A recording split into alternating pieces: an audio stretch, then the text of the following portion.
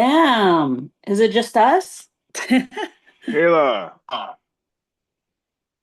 are you? Good. Hey, you disappeared. Oh, yeah. Well, no makeup. I don't have makeup on. Come on. I'm gonna put my AirPods on real quick.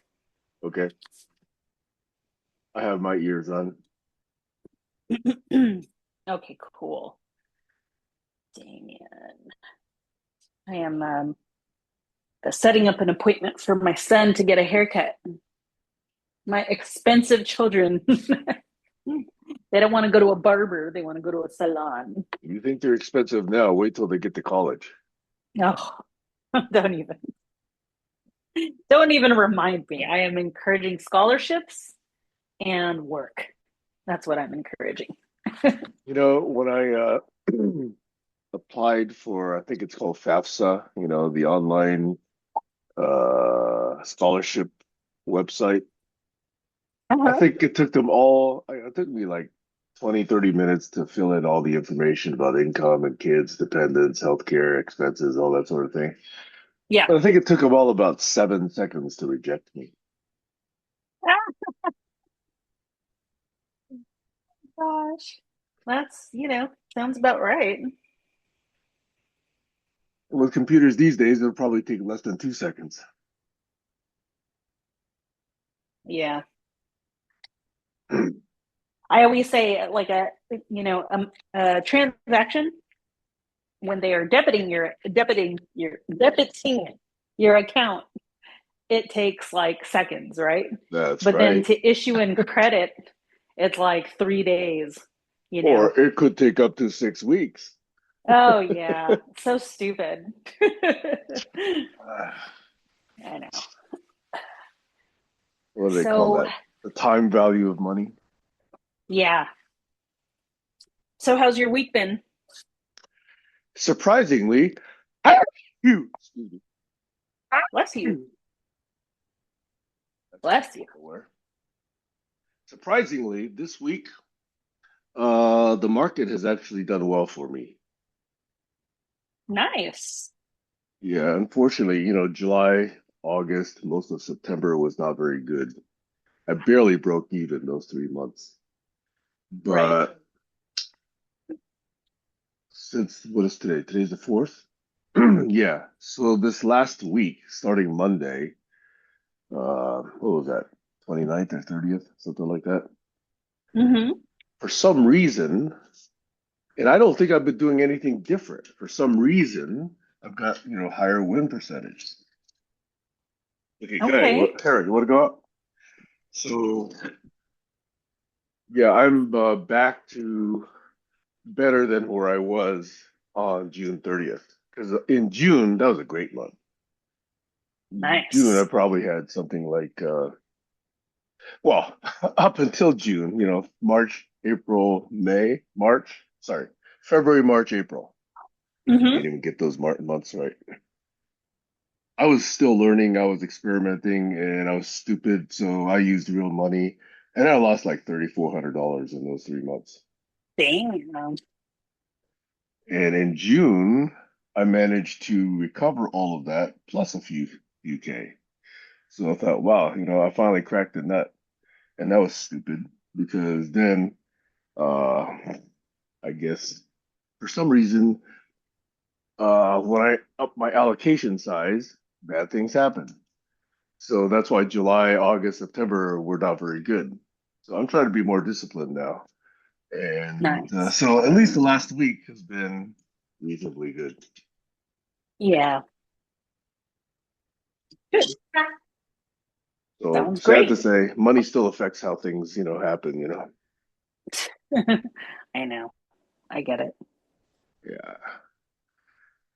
However, it. this morning I put a pod in the Keurig machine, and the pod was actually like partially. I don't know if you ever get this. I don't know if you ever use Keurig pods, or maybe you're too much of a coffee Yeah. purist. You don't use Keurig pods, but No, I totally use Keurig pods. and I I've do. I usually boxed have them. right, and that's how much I allow myself. But this morning I noticed one.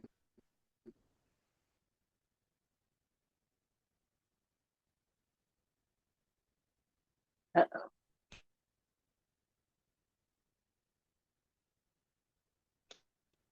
Hello?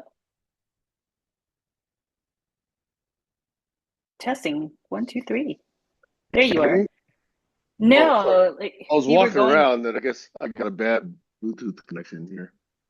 Three, yeah. two, one. Oh, Who's hey, that? is that Oh, Heiner? hey, Heiner. Heiner, how are you today? We haven't seen you in months. Maybe weeks. Feels like months.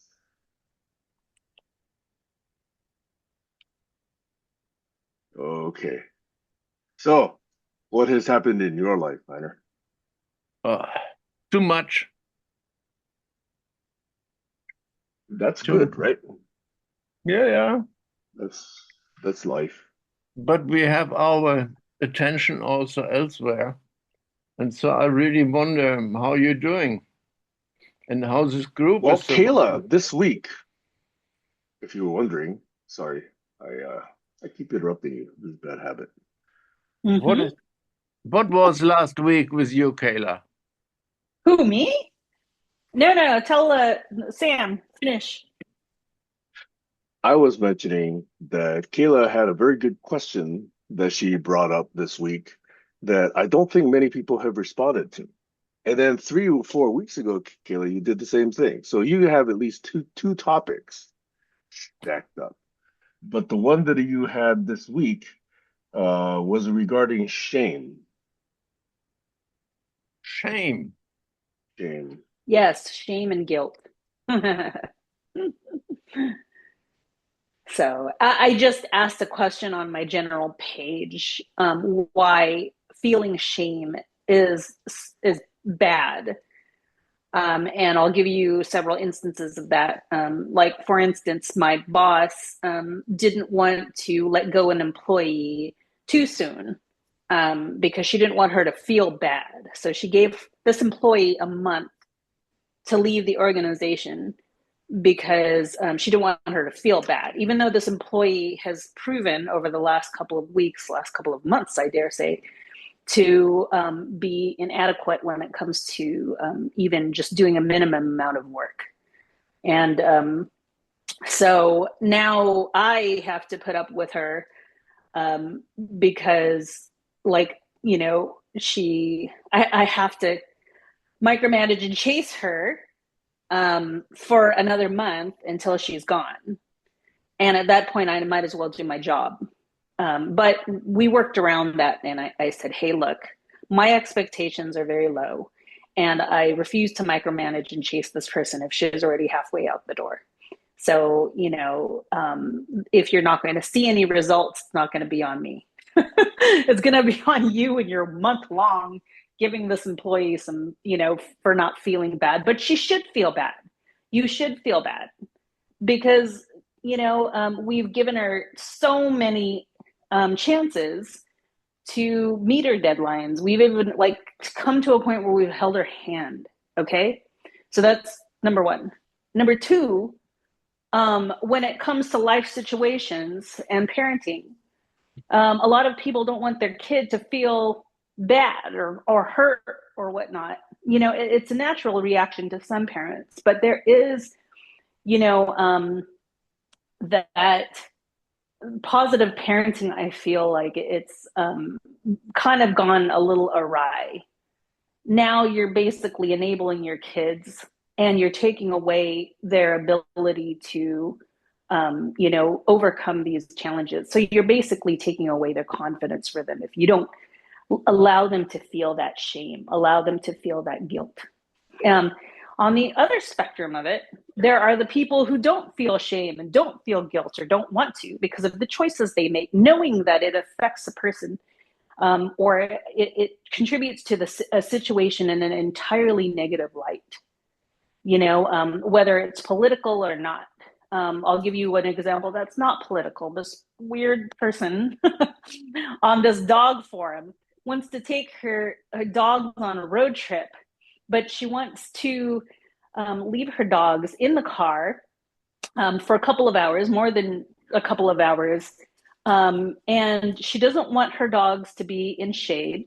And she wants to know how she can cool her dogs down in the car in the hot sun, the middle of nowhere, in spite all of like the experts that she'd gone to, the vet, a trainer, some, dog people.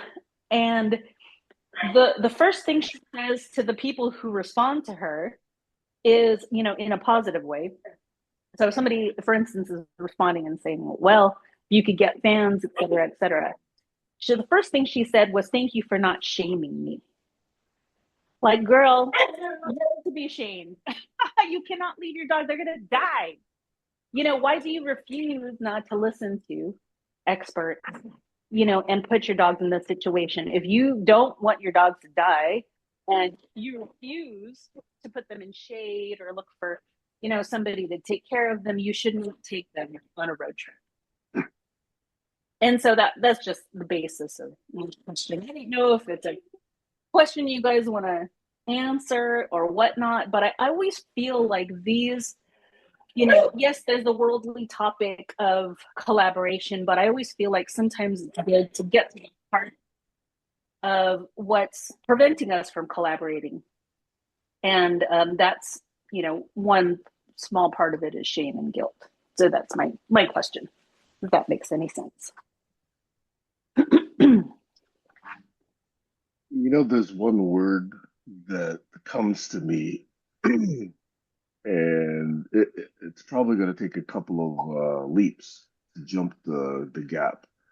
But the word that comes to me when you're talking about these situations is participation trophy.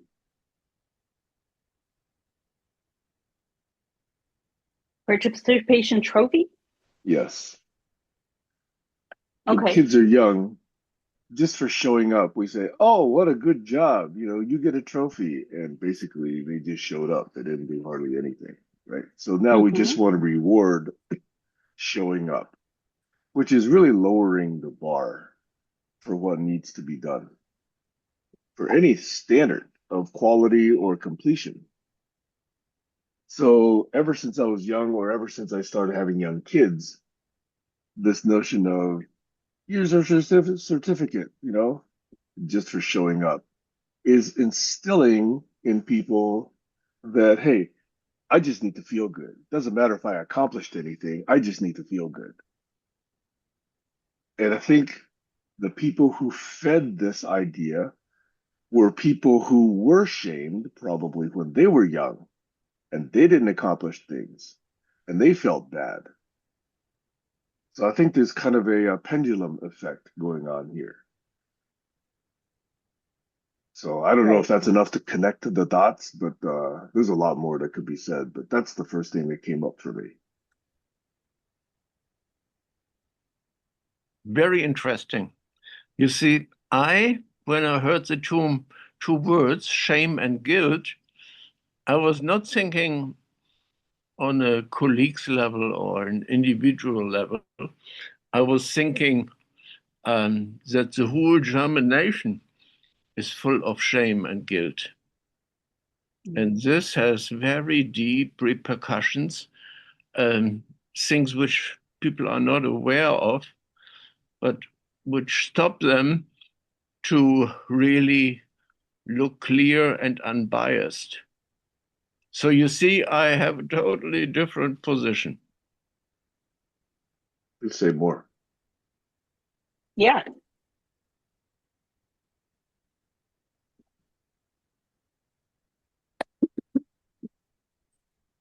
Did you say more? Well, I did what I had to say.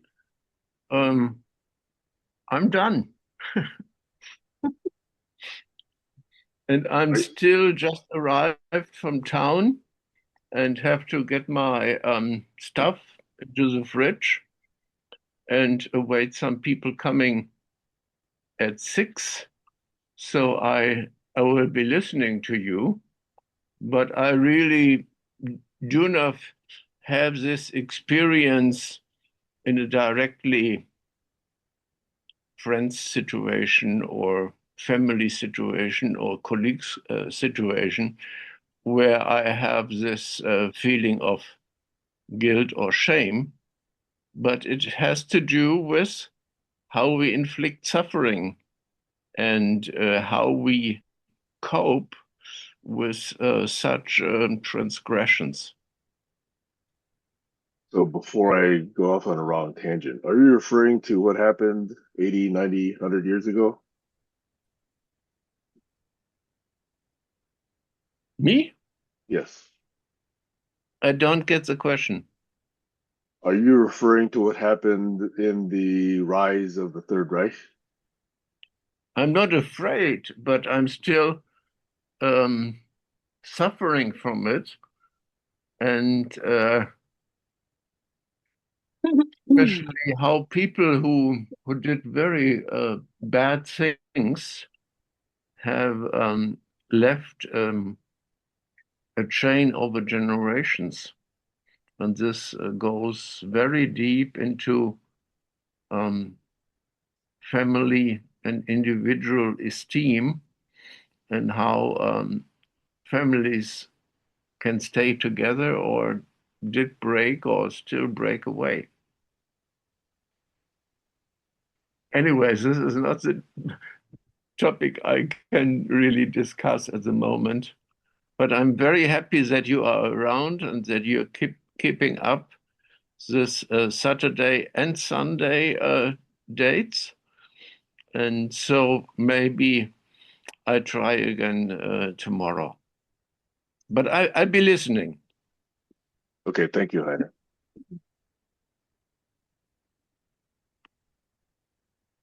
So, Kayla, the issue of participation trophy, did I connect the dots well enough, or does there Yeah, still need to be some absolutely. more?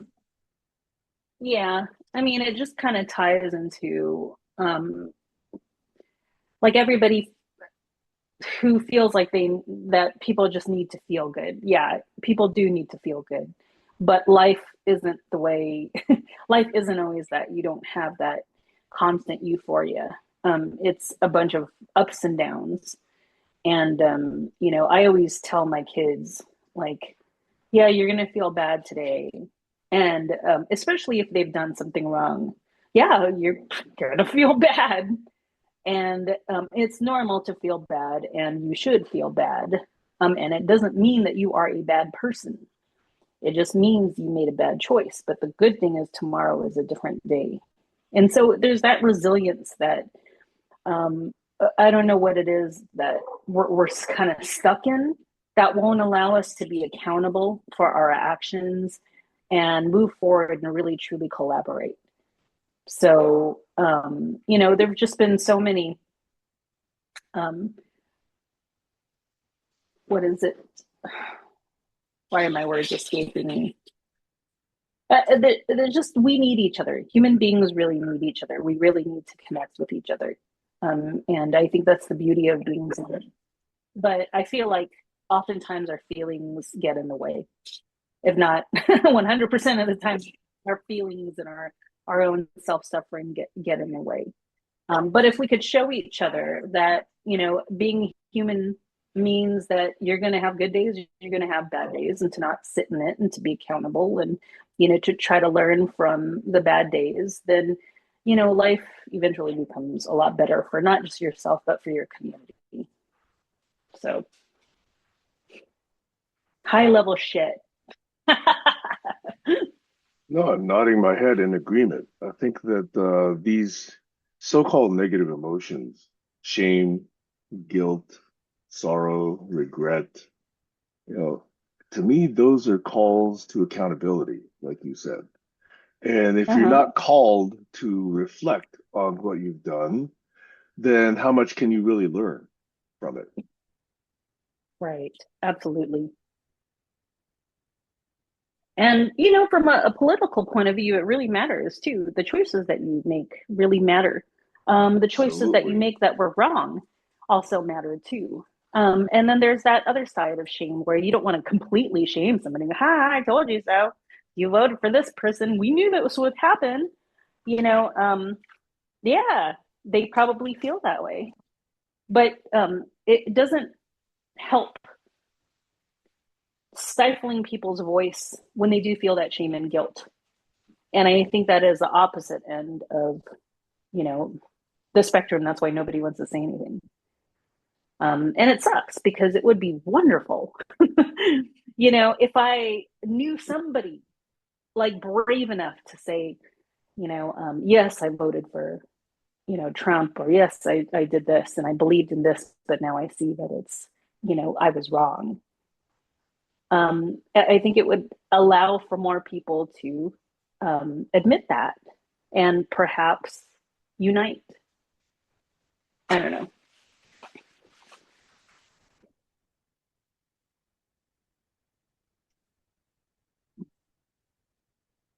I see some of that. I don't see enough of it, in my opinion.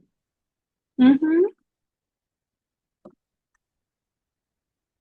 And not because, I mean, it's an assumption, but I don't think the rarity of that is due to their shame so much as it's due to their strong Right. hold on the Uh-huh. lies. They want to believe the lies. I think if they actually do let go of the lies, maybe there's a chance to feel some of that shame and be accountable. But that's the minority, I think. So many people Yeah. are still hanging on to the lies and defending those lies and just not being open to facts and what's happening around them. Well, if people are hanging on to the lies, you also want to ask yourself, why is that person hanging on to the lies? Is there some type of truth that pertains to them, and a type of self-reflection? Is there something that they're missing the mark? I'll try to give another example of that that's a little bit more grounded. So, you know, my dad is still thankfully alive, but unfortunately, he's still in hospice, and his health is declining. So originally, we had him in a small room, his room, and because the hospital bed is so big, we barely fit the hospital bed. And people, you could only go into my dad's room one at a time, maybe two at a time, but it was really cramped. And the way he was positioned was he was constantly staring at a wall. And I had asked my mom, I said, hey, why don't you just put him in the family room? And she goes like, hey, no, it's too cold. She's like, hey, no. She's very, very dismissive. And I'm like, why not? She's like, hey, it's too, not cold. It's too hot. And I'm like, he used to sit there all the time. The family room is where my dad used to just be with his brown chair. He would sit there and he had like his coffee table next to him and he had his cane on the other side and he had his TV, you know, right where he wanted it to be. And my sister even said, well, it's kind of mean because dad can't eat and the kitchen's right there. I'm like, he couldn't eat before. He can barely eat. And the kitchen has always been there, you know. But the point is, there's people that come and go and it's familiar for him. Like, no, it's too bright. Like, says who? But like, he's always been there. I'm trying to tell you guys, it's always been there. So, anyhow, I just let that go, right? Let it go. And sure enough, last week my sister said, "Oh, by the way, they're making arrangements to change Dad's location." And you know, Mom decided to put him in the family room, and I'm like, "Oh, who is right? I'm right. I am always right. Okay, I knew it. I knew it." And so obviously I could have piled on that shame, guilt. See, you only think of yourself, you know, because my mom always talks about how she gets a headache from the sun. I swear she's a vampire. She doesn't like the sun. She doesn't like to be out there. And I, you know, said, you're the one who doesn't like it, not dad. You know, we're built for the sun. We're dark. And anyhow, I could have piled that on, could have totally, because that's just typical mom. She kind of thinks of herself. But I didn't. I playfully, had said like, "Ha ha, you see, I'm always right. You should just listen to me the first time," and then I let it go. And so, like, again, there is that truth that my mom, like, unfortunately has not come to terms with. She does very think of herself a lot. My dad used to complain that she's very inconsiderate. And in that respect, like, he is right. We are all to some point inconsiderate. But I was very proud that she actually, considered my idea, maybe made it her idea, and decided to move forward with it. So again, it's about timing. Like, people are afraid. They're afraid sometimes to be wrong. And again, it's just human nature. Like, it shouldn't prevent a person from doing the right thing.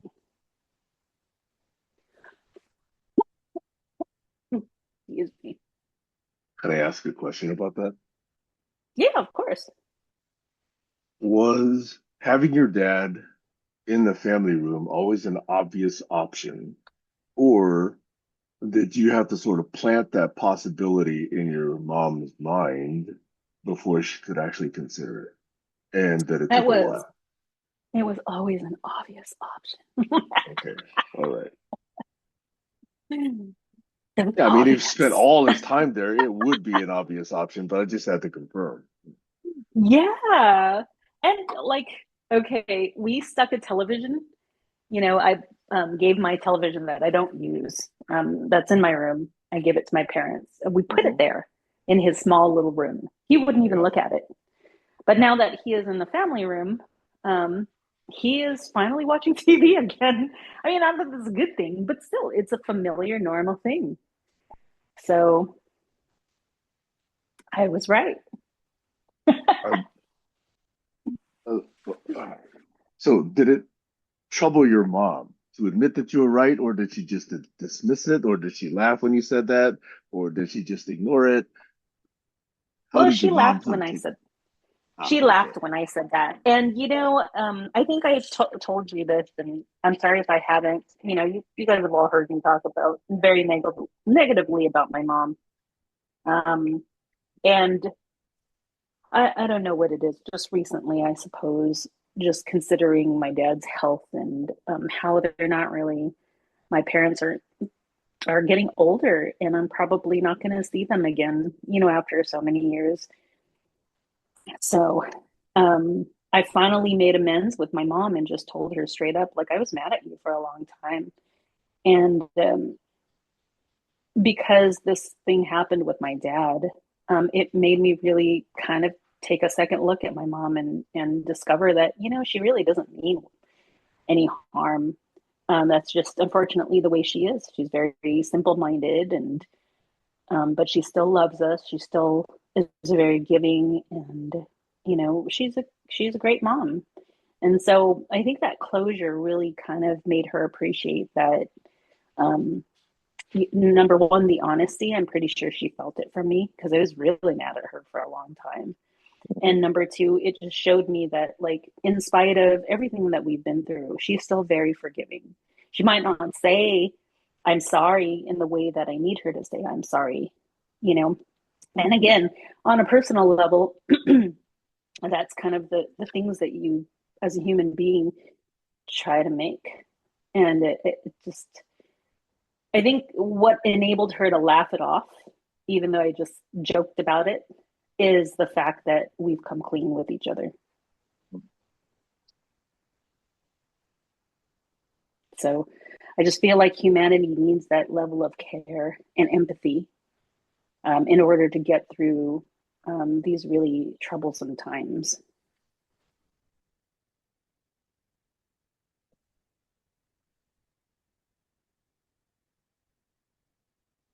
Easier said than done, right? I also wonder because people have suggested this to me that COVID really still is having repercussions that we're still not really aware of.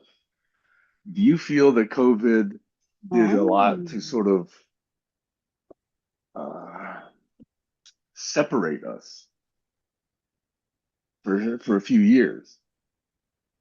And we still are not really aware of the effects of that separation. Now, you may not have been Yeah. physically separated from your family as much, but people in general were told to stay away from each other. And we definitely developed habits to keep to ourselves, whether we liked it or not. And I'm wondering whether there are still residual effects of that. Hmm.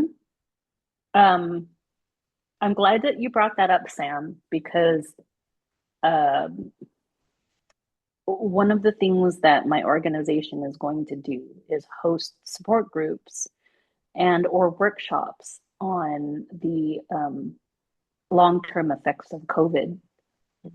We are going to be addressing the kids who grew up during the time of COVID and talk about its effects with um, a um, an expert, or and then have support groups on that, because you were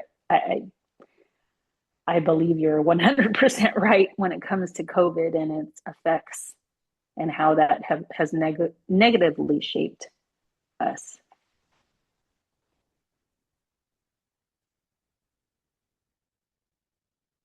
I remember you talking about your kids missing their kids or their friends at school. And I know that this happened with my youngest daughter, Veronica. 'Cause she basically spent her last year and a half of high school not going to high school and not, encountering her friends on a daily basis.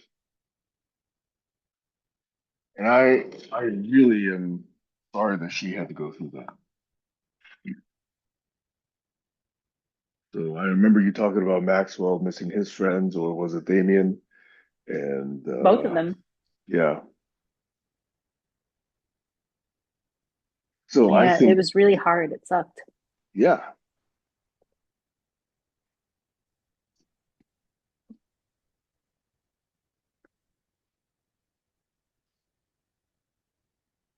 Go ahead, Sam. You think?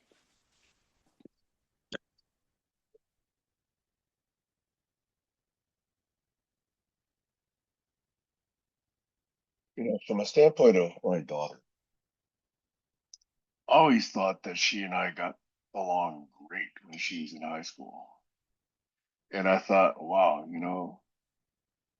the teenage years didn't affect her the way it did other people talk about their kids, or, the difficulties I had with my older daughter.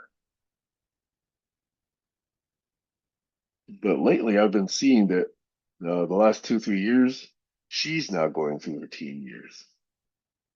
So I think teenage years hit late for Veronica.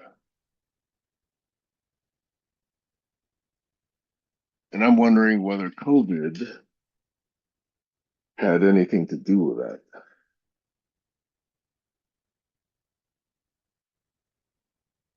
I don't know if that applies to other kids either. Now, Max actually had trouble in middle school. And I think that COVID definitely had a little bit of a hand in that when it comes to his self-esteem, because he naturally craves affection, having been, being a teenager, and his personality, but he especially craved it as soon as we got to school. And I feel like COVID exacerbated that.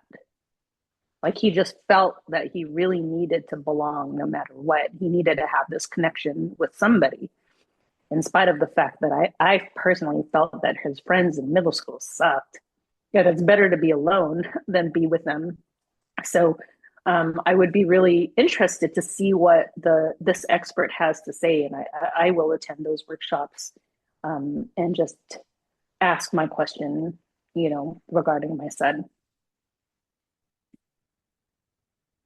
Does this expert have some studies that they've conducted to sort of see the long-term effects or medium-term effects of COVID?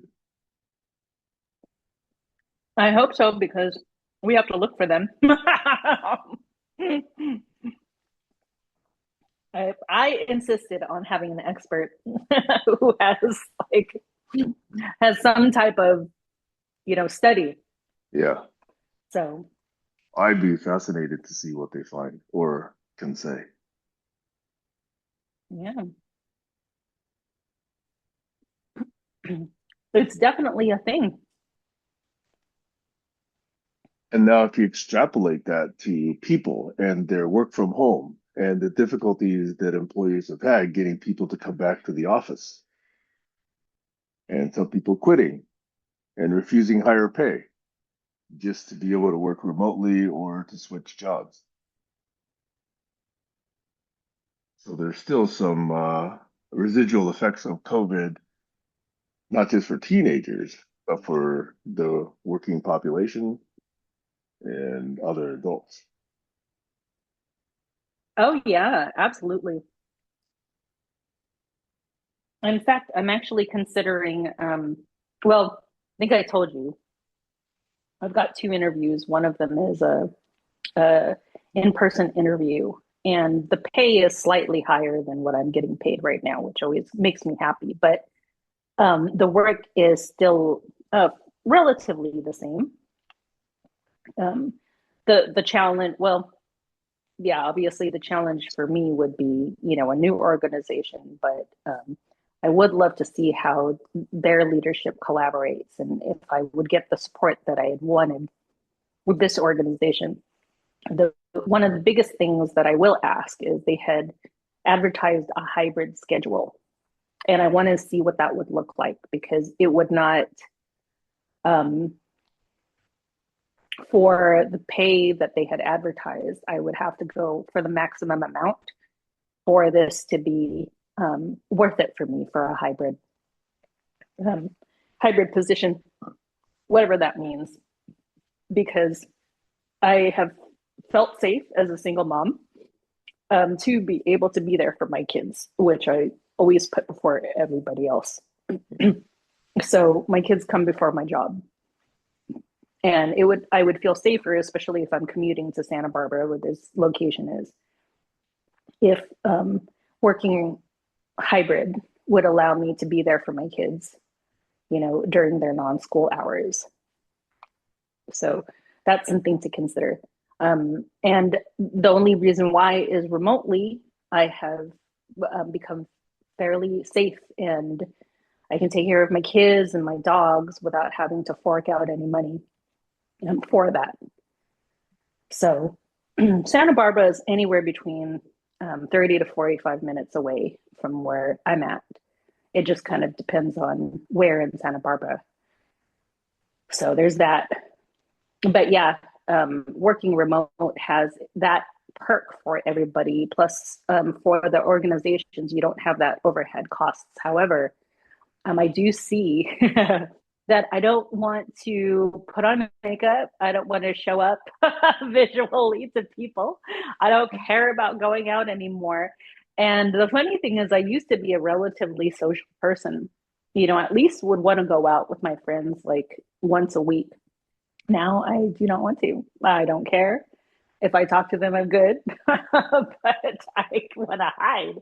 And I have to admit that I don't know if that's a good thing. I like it. I like my life right now, but I don't know if, you know, it's like I don't crave having a significant other. I don't care about going out.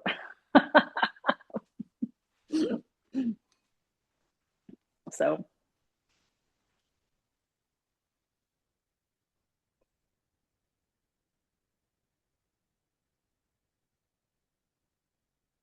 Do you remember about 2 or 3 years ago, there was a woman who lives on the island who joined these sessions occasionally. Her name was Stacia, and yes. she eventually got pretty friendly with Stacy, and Uh-huh. so they talked quite a bit. Well, I don't know if you remember, but Stacia was told when she was in her late 30s that she only had 2 years to live. And just last week, in fact, she and I shared the same, not last week, but yeah, it was not last week. She and I shared the same birthday. So we both got a year older a week ago Thursday. And so she asked me if I would go visit. And so we had like a 2 or 3 hour chat because she's been frequently unwell due to this condition or that condition, but she's still alive and she just turned 60. And for the last 3 or 4 years, because of so many things going on, she hasn't really connected with people very much.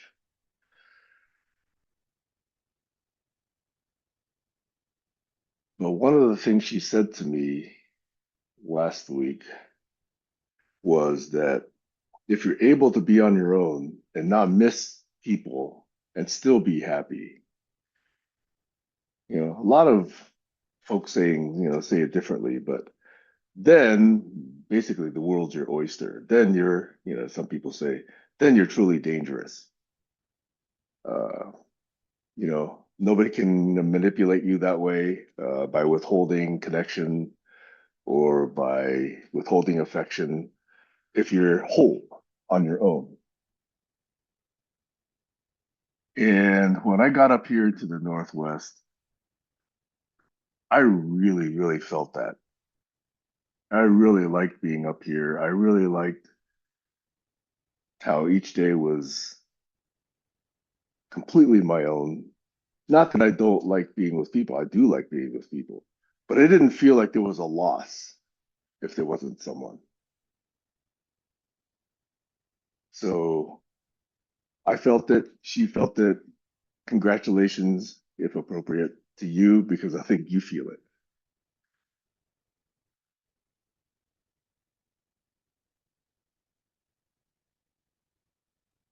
Thanks. I think it's a good thing too. Yeah, it is. That's not to say, I'm of not course, when contributing to visitors come any. to, yeah, sorry. No, no, no. Continue. This delay in transmission really causes a lot of interruptions. I have to be more patient. Sure, Sam. Blame it on the All right, delay. all right, all right, all right. Let me find the next opportunity to grovel at your feet, and I'll prostrate myself. Okay. No, I know.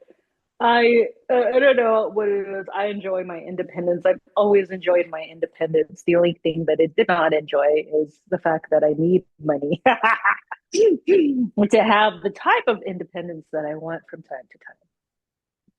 So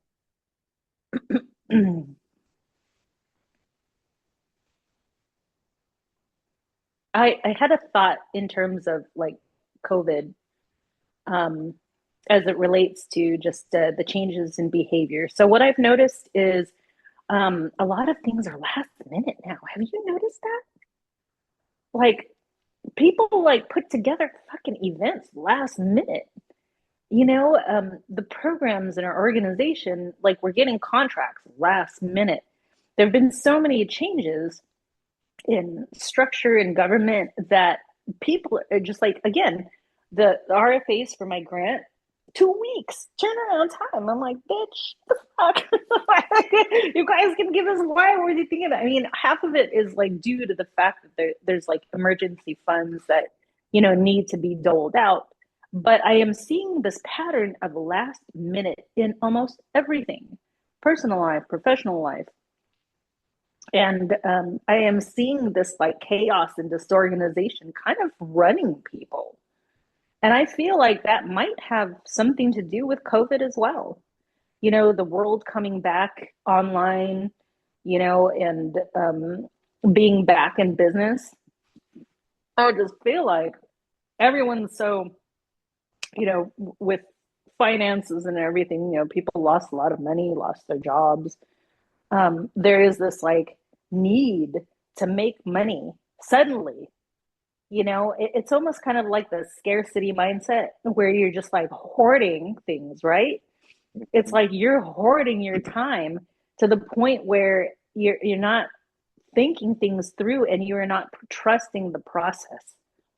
That's just what I see. It's like, why are you taking on so much? Like, but I've been, it's like the new normal and I hate it. And I feel like all of this chaos is causing even more chaos and it is not allowing people to think.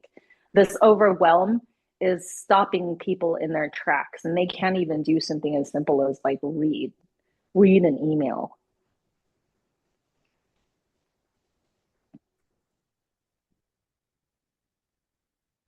On a macro scale, I think you're absolutely right. The more people worry about the first levels or first rungs of the needs hierarchy, the less time they have to focus on the higher rungs or higher levels. Nobody's looking at self-actualization if they're just trying to find enough food and clothing and warmth. Yeah. And the so-called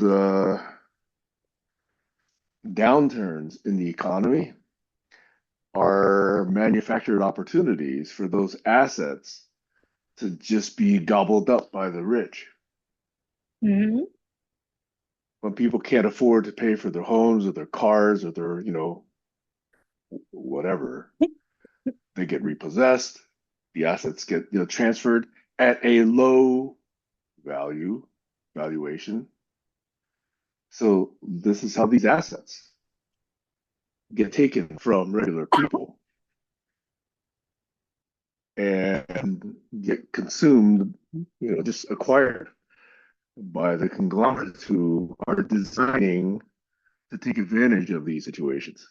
And the word profit is the motive, not any kind of social benefit. So, yet again, we see the effects of capitalism when emergencies happen, emergencies like epidemics or other natural catastrophes. Yeah. And Heiner not left. enough. Yeah, sorry, go ahead. Oh, yeah, Heiner. Yeah, he left and then he called me fat. Wait, what? Look What? at the chat. Sorry. No, Oh, I'm making a joke. You probably didn't like call me fat. Interesting topic slash chat. And here Kayla laughing so full and fat. okay, okay. I probably think he means uh, No, I know what he fullness. means. He means I know. I'm fullness. Yeah. totally fine. Okay. Yeah, it is But I humorous. just It I is just had to humorous. say that. I'm so sorry, Sam. I interrupted you. No, no, no, no, no, no. I've done that many times to you. But you see, I hear you. I hear that. I just feel like everything is getting a little too much. It's I don't think that we should go back to the days where we had nothing. I don't think, I still think cell phones are useless. Um, I don't think we should have any phones stuck to the wall or anything like that. Um, useful, not useless. I think cell phones are useful. Did I say useless? I feel like I Yeah. said useless. Um, okay, good. I heard myself later, but but I do think that the effects of COVID have negatively impacted us as a society, like wanting things like now better because we've seen, what the worst in the world looks like, on like in an organic level is the way I can say it. It's not like the worst in politics and the worst is human, but like a disease can kind of stop us in our tracks. And I just feel like people are like, oh, that's not going to happen again to me. So I'm going to go out. I'm going to do this. I'm going to do that because it just floors me that A lot of people died from COVID, right? But I feel like we have more congested freeways than ever, especially here in California. And just, the national parks and tourist attractions are getting like flooded with people. And I don't know if it's because people were waiting to take their vacations and they decided to do it 5 years out, or if it's because there is that real need to do everything now. And there's that weird last minute hoarding mindset that's coming into play.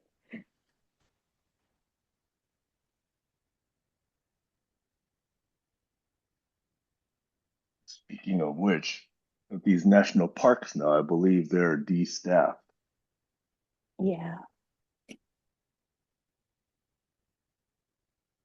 But yeah, I think people did put off things in a kind of a mandatory sense for a few years. Yeah. Hmm.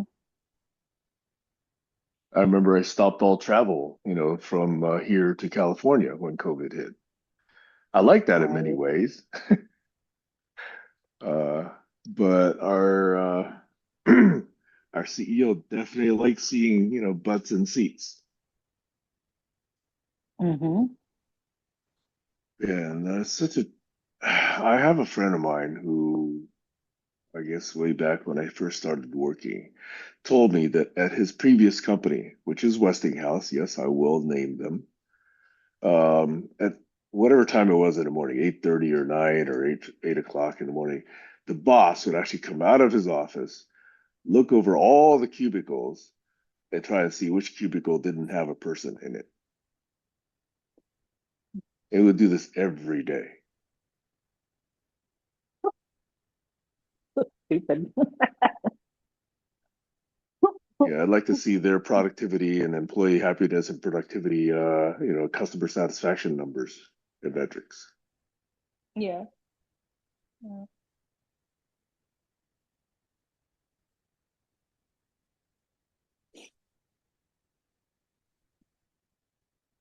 So, have we adequately dealt with the implications of shame, whether to have it or whether to acknowledge it? Yeah, I think we have. I mean, I feel like it's one of those like tough ones where nobody really wants to talk about it because there's a lot. It's a lot. It's very broad. For a long time, it was politically incorrect to make fun of participation trophies. I didn't really, believe in participation trophies. My ex-wife, on the other hand, didn't see anything wrong with them. So Yeah. what I would point out what these participation trophies do, not only does it inordinately reward just existing, it, as you say, doesn't introduce kids to the ups and downs of life, particularly the downs. And I still think even worse, it devalues the actual real trophies that the real achievers are getting. Yeah. Yeah, exactly. The trophy should be participating. Period. And participating shouldn't be a trophy, but the actual trophy should be participating. Does that make sense? Yes, yes. Just being able to continue and come back the next day. Yeah. Yeah, absolutely. It's like, I want to get a participation trophy just for waking up in the morning. I believe that that's already a participation trophy. Exactly. That's what I tell my kids. Yeah. Be grateful that you can wake up to a new day. Mhm.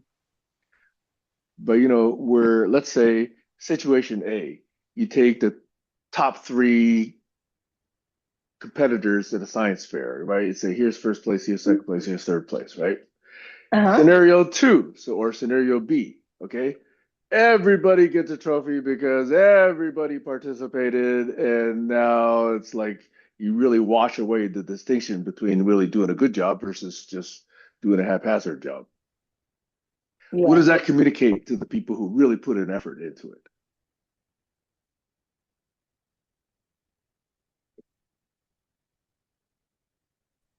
Yep. That's how I feel about one of the employees. Yeah.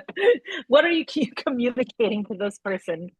Giving them a month of basically one more month of being, you know, doing the bare minimum, if that. Like, God, I wish I had her job. I should give you my business card again. I should create a new business card and then say, hey, Kayla, send me the phone number.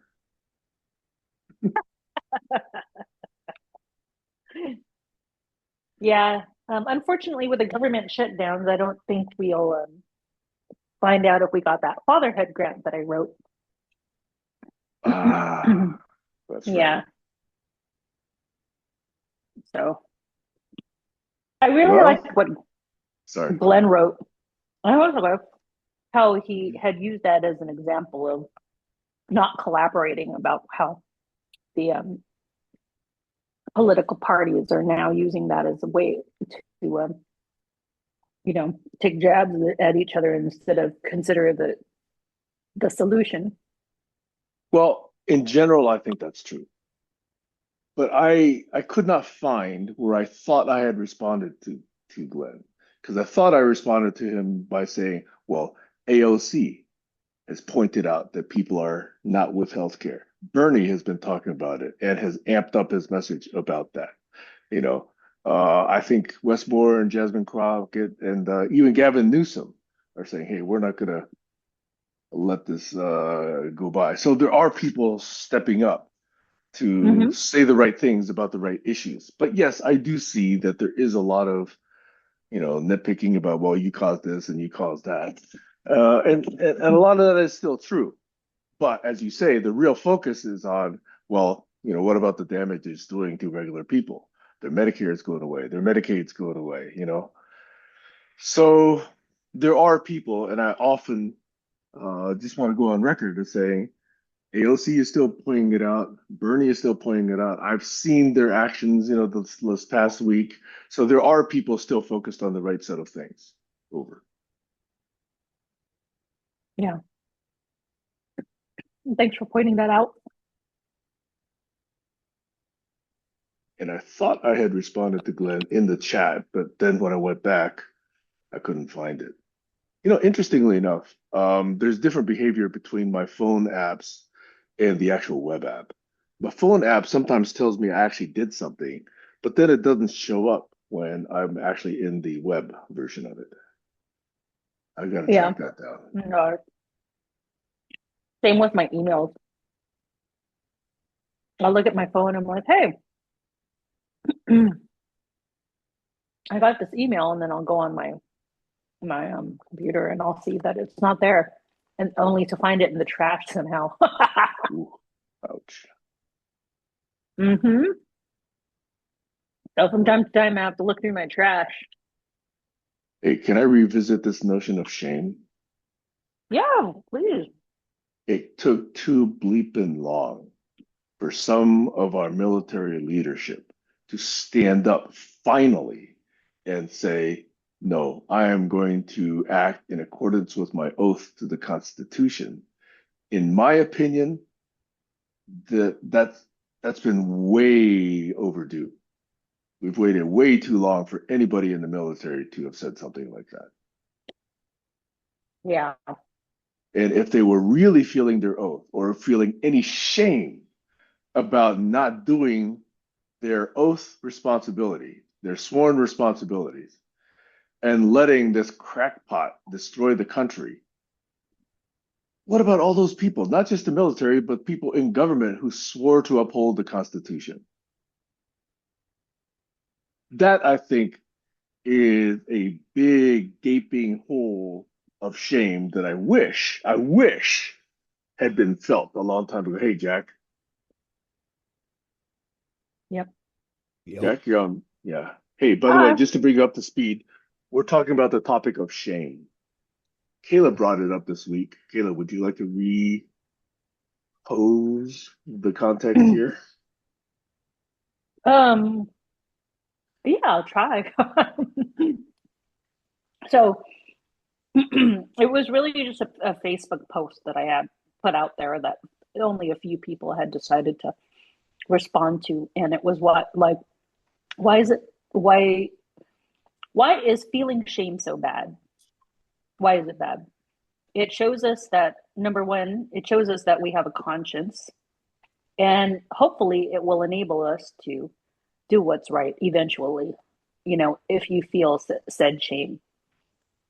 And the example that I said earlier this morning was, number one, like for instance, my boss had said that she doesn't want to fire an employee or let an employee go no more than a month, because I don't know if I'm saying that wrong. So she just let an employee go, but she gave that employee a month, even though that employee has not been productive or met deadlines for several months now. And I have been complaining about this employee, and she has been complaining about this employee, but she doesn't want this employee to feel bad. She doesn't want her to feel bad. And my whole thing is, she should feel bad. She, unfortunately, we had given her so many chances. We had even offered to assist her. I've personally hold this person's hand to the point where I was complaining and saying, you know what? I might as well just do this job if I am holding this person's hand. We have given this person an opportunity to speak up, in which they don't speak up. And it's been months. And so you're supposed to feel bad, and so we've robbed this person of knowing precisely what she did wrong by letting her go a month later, and, giving her an opportunity again to do nothing for an entire month, which unfortunately will rest on me. But I made it clear to my boss, I am not going to micromanage this person. And if things are letting go for a month, that's not on me. Okay. And so there's that. There is also that, parenting. A lot of parents don't want their kids to feel bad. So Sam brought up the participation trophy. And we were just talking about how participation is the trophy. You were robbing children of working, knowing what it's like to work hard. If you're just giving them a trophy for existing, for participating. The participation should be the trophy, period. Otherwise, what type of measurement are they going to have to see what it's like as a human being on a day-to-day basis to go through the highs and lows? We should not, we are human. We are going to experience highs and lows, and this shame is a part of being human, and it should be a learning point. Mm-hmm. But at the same time, I do recognize that too much shame is not good either. Just like too much, of one thing obviously is never going to be good for you. But I just feel like more and more now, especially with mental health coming out, we're kind of going on the opposite end of the spectrum where you don't want to feel bad for the choices that you make. Like another and final example is this person. I belong to a dog group online, and this person posted that she wants to take her dogs traveling, but how can she actually cool the dogs down without having to go seek for shade, without having to bring their dogs to somebody if they had wanted to make a pit stop for a couple of hours? She had explicitly said, sometimes we just want to go to a restaurant and have a drink for a couple of hours, and we don't want our dogs to be in shade because sometimes there's not shade. I don't want to have any fans going on because I just feel like this is a disaster. And we've asked all the experts, the veterinarians, we've asked, people who are dog people, whatever, all the supposed experts. And the first thing she says to people when they do give advice, is thank you for not shaming me. Like, girl, you need to be shamed. I'm sorry. Like, just saying that I want to bring my dogs on a road trip, but I don't want to put them in shade, and I don't want to have a fan for them, but I want to leave them out in the middle of nowhere, where there's full sunlight inside a car for several hours because I want to go for a drink. Like that is very shameful behavior. That's And illegal for children. yeah, and it is Why illegal aren't for dogs dogs in treated the some same way? respects. Yeah. So why is there this like absence, like or this need to not feel ashamed for a choice that is illegal and just wrong? And so that was my question. Yeah. You've touched on aspects of what I call I rope into the category called wokeness. The the fear of upsetting somebody else and that sort of thing. Um, I mean, I remember talking to somebody through the window of her car, and her son was sitting there kicking out the grill on the air conditioner. And I said, why are you letting him do that? She said, I don't want to stunt his creativity. Just just trash the car, but I mean, there's just there's there's stuff that completely defies gravity. I mean, my brother flunked a year in high school, and that didn't hurt him. Um, but then there was this period where they refused to flunk kids. They passed them anyhow. And the reason given was they don't want to uh, hurt their feelings or that sort of thing. They don't want to stunt their image building. And then so what you end up with is a few years later, colleges saying, we are not going to be babysitters, God damn it. We don't want to teach remedial reading. Right? You guys either fix it in lower schools or we're just not going to accept these kids. Mm-hmm. Sam. I've been raising this theme in the last several weeks regarding the new society that I'd like to see created, built around a renewed respect for education. And I Yes. cited that too many people were being let go, graduate to N plus one, where they should have been kept at N because they didn't understand the concept required. They didn't meet the minimum requirements to go to N plus one. And that kept going, as you point out. And what happens when that gets going is eventually N plus one equals voting adult. And voting adult without basic understanding of civics, constitution, logic, community, social well-being, they clearly demonstrate that lack, and yet they're still allowed to vote. So Yep. I have been saying we now need education to do as that role is authorized to do, which is make sure that these people understand basic concepts. That's what civilization means. We build up knowledge.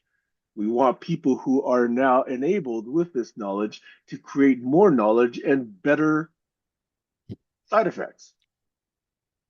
And if we don't have that, then people who don't have this knowledge, don't have this basic understanding, we're just sitting and, drinking beer all day and watching Netflix and, making fun of teachers, college professors, scientists, engineers because they don't understand them. And how many millions of people still like these posts that say, oh, well, I've never had to use algebra in my job.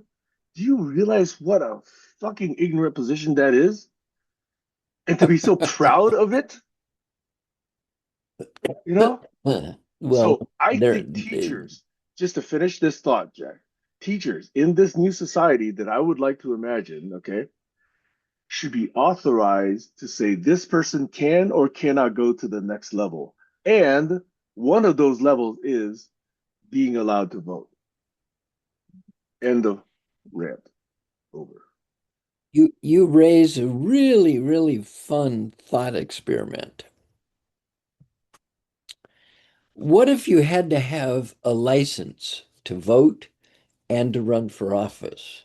Yes, that's what this new And society would do, and teachers would give that license. Yes, and and I and like and that. the fun thing is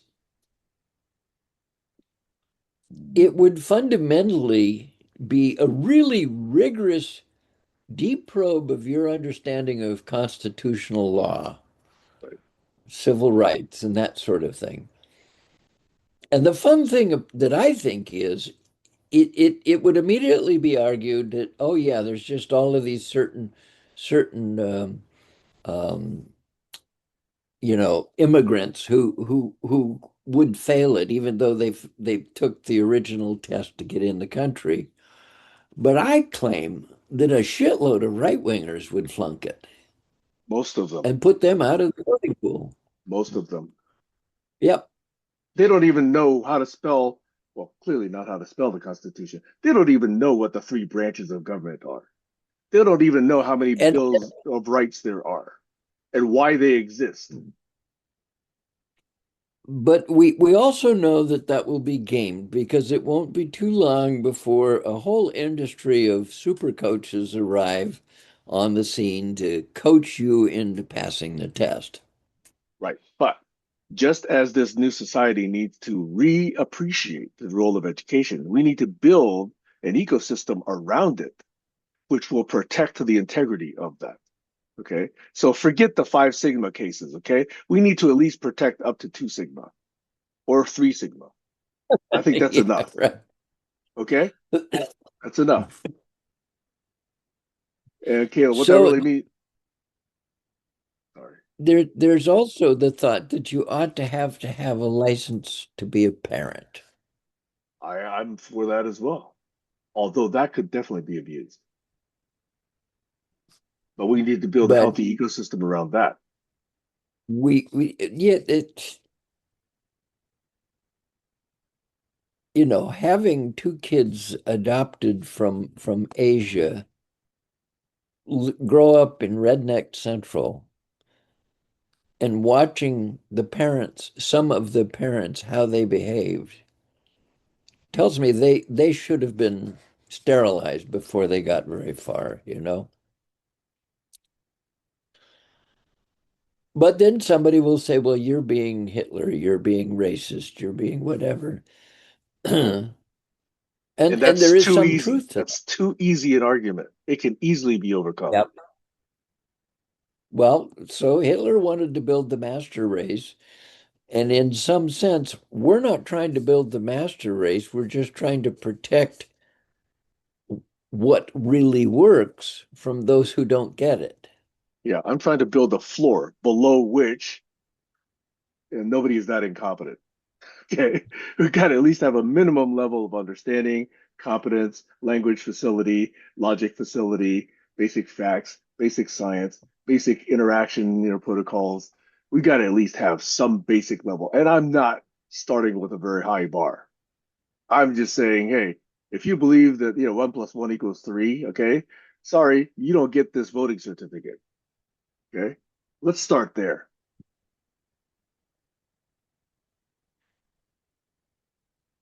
I'm making a reference, by the way, to something that happened last year. Do you recall? So if you have an Apple computer, you might be watching a program called Slow Horses. I have not watched that. It's a set of novels written by a Brit about a small band of incompetent MI5 spies that are kicked out of the main park, MI5 Central, to a place called Slough House. And I've been to and Slough, by the way. That's why I'm laughing.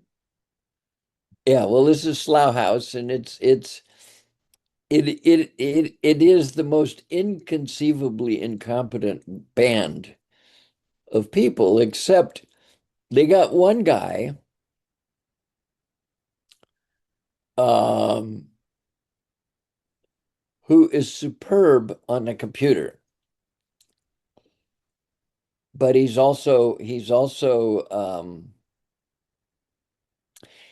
his own set of problems. And then they've got another guy whose grandfather was in MI5 and has been coaching him, but he made some mistake at MI5 and got shoved off to the Slough House.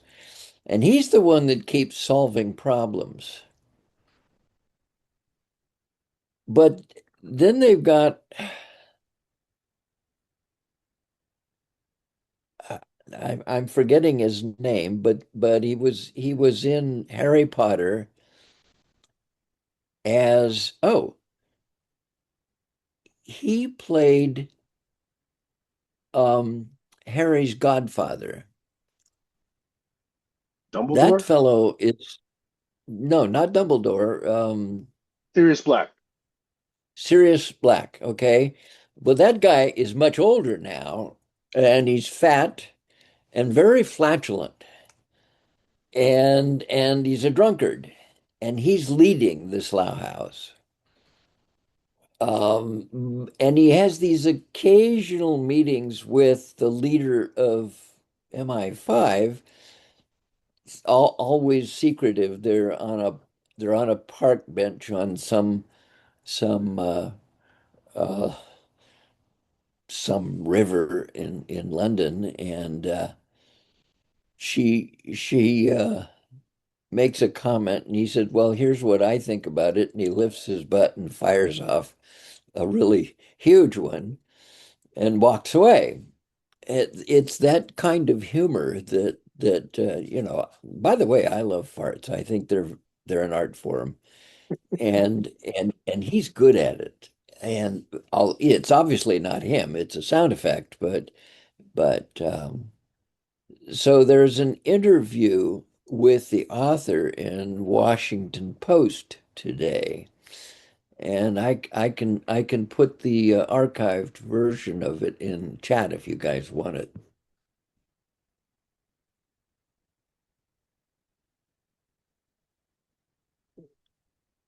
Sounds like it's a 10-year-old comedy.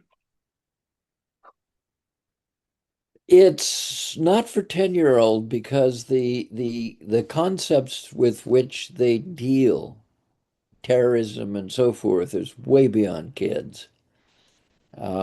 It's very high level stuff and very complex, and they are so British that you really have to listen carefully in order to parse what they're saying.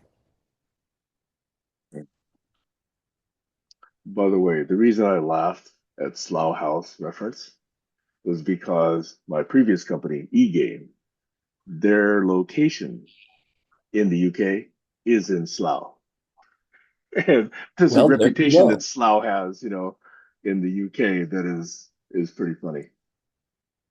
Well, and I suspect that's why the author chose Slough House. And the only way you get into the MI5's office is you have to go down a dark alley and climb some stairs, and the door is so rusty you have to kick it to open it.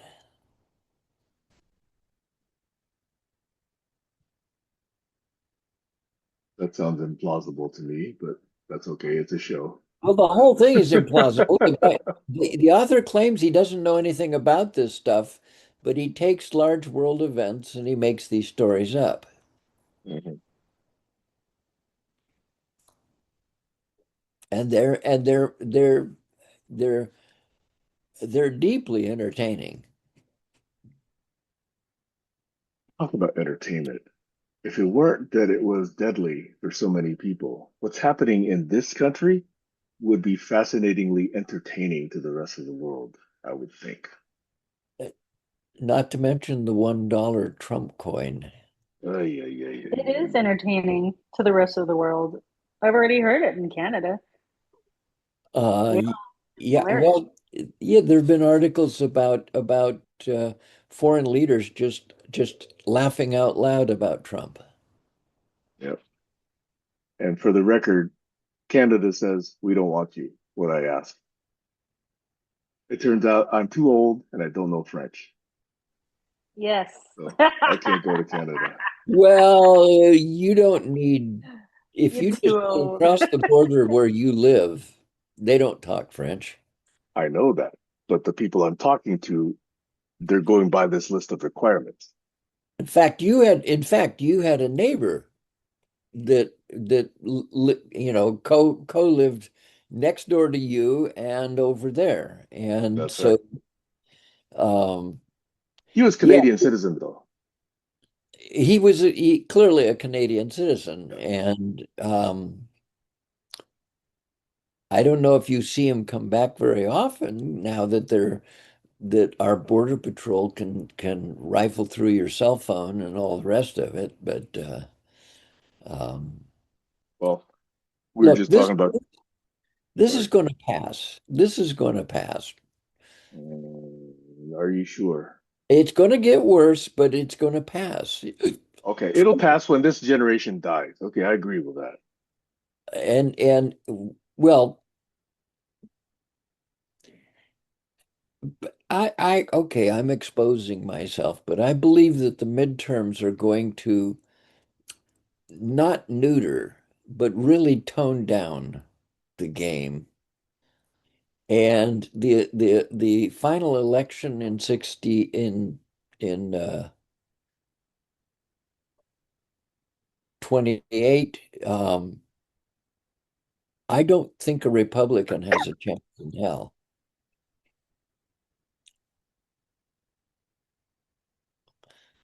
Go for it. I'll bet you 2 quarters, Jack, that we're not going to have another presidential election. Raise it to three. I'll bet you 3 quarters that we're not going to have another presidential election. Well, raise it to an even dollar and I'll take your bet. Okay, you got $1. Kayla is our witness. Okay, we'll put $1 each of us in escrow with Kayla. Okay, and then we'll contact each other. Okay, on November 10th, 2028, or some date thereabout. Okay, okay, because this guy is trying to prevent elections. He knows he can't win in a fair election. That's why he's gerrymandering Texas. And that's why he's done all this election rigging in Pennsylvania and New York, where there is basically litigation now taking place, or at least inquisition into what happened. Have you heard about this? Nope.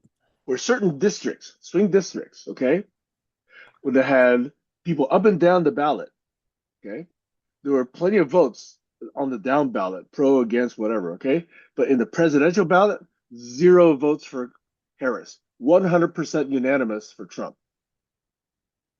And this is more than one district. Now, if that isn't an anomaly, tell me what is. That sounds right. Yeah. So that's happened in New York, that's happened in Pennsylvania, I believe. And there's also records of tens of thousands of people being thrown off the ballot because just somebody just saying, oh, this person is not a real voter, Yep. doesn't even get an investigation. They're just completely thrown off the ballot. And that was done to many people of ethnic backgrounds or with ethnic sounding names. Yep. Anything's possible. Not just possible, you know, we have to look into it. And the fact that the Dems rolled over so quickly and said, sorry, we lost, congratulations, that tells me that they're in collusion. The Well, Dems are just as corrupt as the Republicans are in a different way, but they are. So we have to get to the bottom of these things. But everything this guy is doing is trying to prevent another presidential election.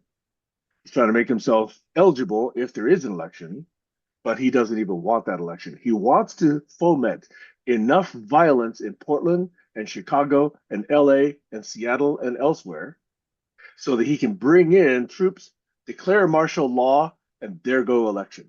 It's that easy for him. It's that easy. I've seen it done. It happened in Taiwan, and that martial law lasted 4 or 5, maybe 6 decades before it was lifted.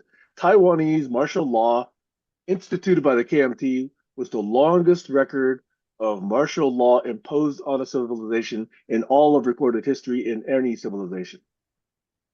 Martial law. Well, in a democracy, okay? So anyway, he's seen it happen before, and that's exactly what he's trying to do. Over. So I have a counter proposition.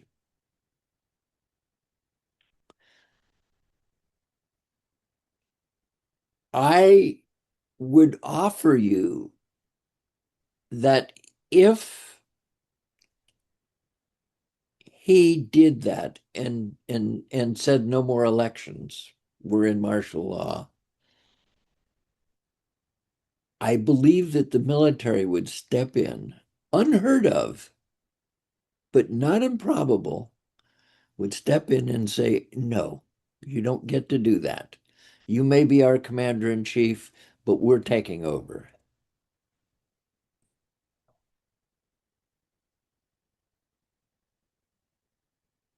Go for it. He's done enough. He's done enough illegal acts, anti-constitutional acts.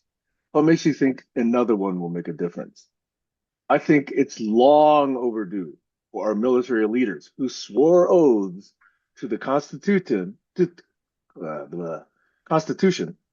say enough is enough. You don't need another act. There's plenty of reason to do it already. And I'm happy to see one or two stepping up because of this last thing by Hegseth and Trump, but it's way overdue. Way overdue. Over. Well,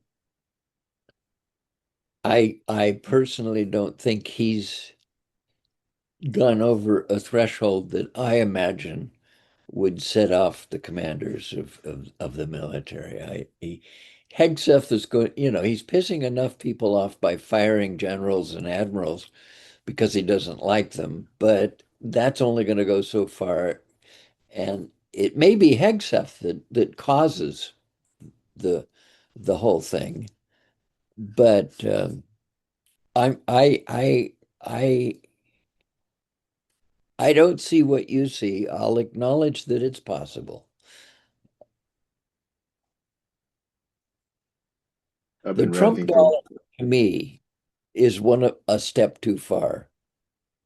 A coin with a living president? Give me a break.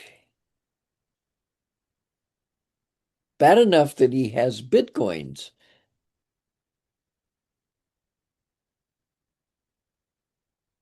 I mean, you would think even some in the right wing would say, no, wait a minute. This guy's a little too much for me.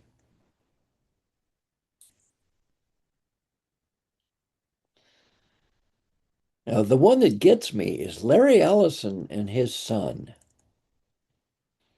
They bought out Paramount. They're going after building a media empire, the likes of which we've never seen, and they support Trump.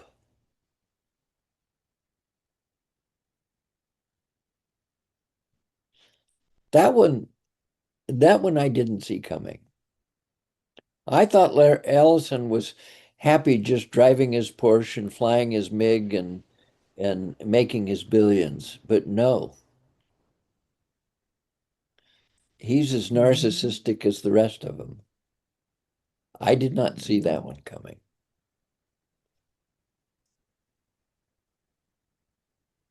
this is why, to me, it's not about reasoning. It's not about logic. It's not about being able to think through things through. It's about power. It's about power grabs. It's that simple. Yep, power, That's why power, the tech power. bros, Zuckerberg, um, the Bezos, the Google guys, Gates, uh, they're all in there just to retain power because they know if the people grab the power back, their wealth will disappear. That's what they know. I don't quite put Bezos in the same sense He's because sitting at the dinner table with Trump. but because he is protecting his rocket company. Look So what happened. compromising, Well, compromising. of course, it's what he did at Washington Post. He said, "We are not going to endorse Kamala," and he basically caused all of his progressive op-ed writers to leave. Okay, so he's doing anything not to piss off Trump, but I don't personally see him in the same sense that I see Zuckerberg and the others.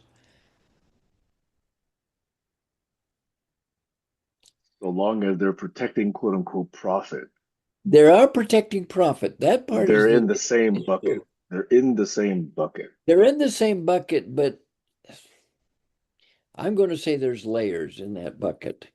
Yeah. I Bezos ran a cutthroat culture at Amazon. That part is well known. Um, but he did not use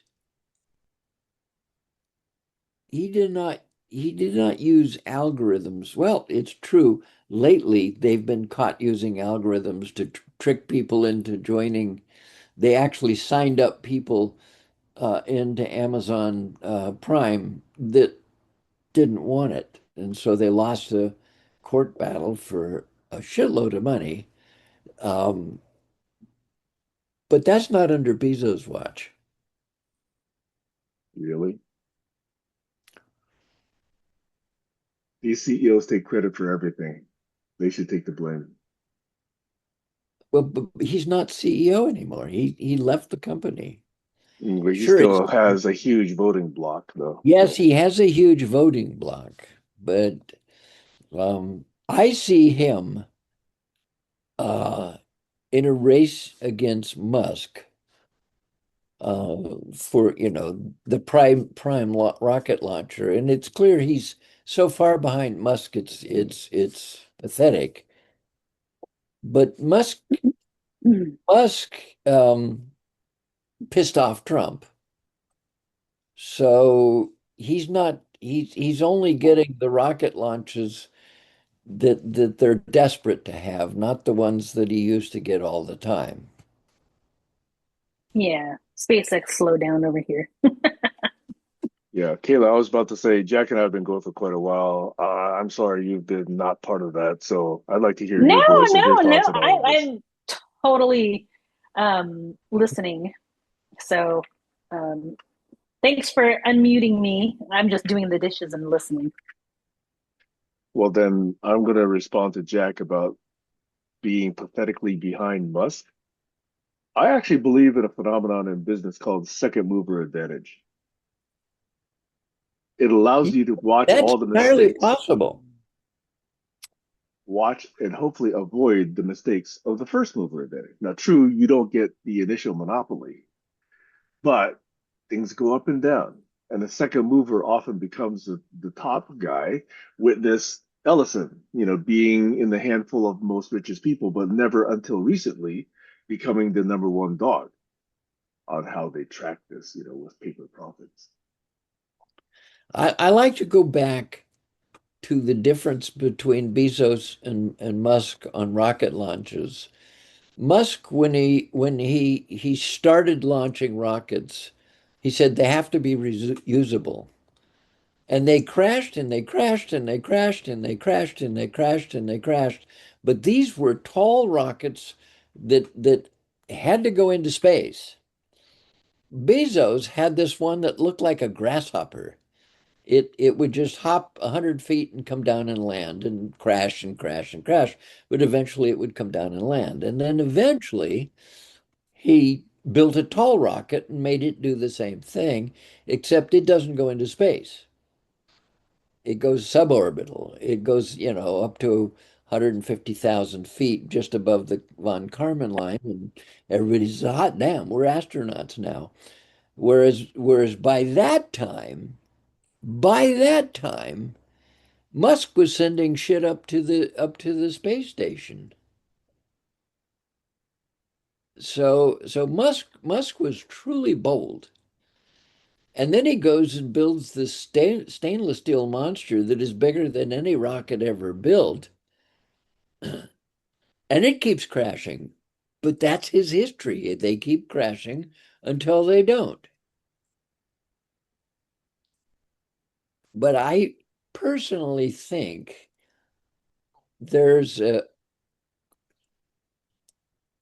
threshold of complexity of the platform.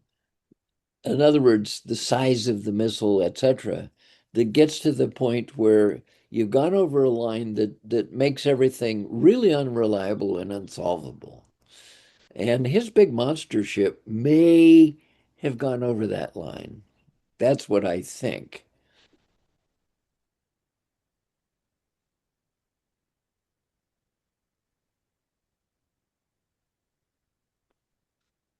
So I'm not a rocket scientist. I'm just looking at their association with people with deplorable ethics. Yeah, And in that bucket, they're all sitting at the same table. I think that's true. Yeah.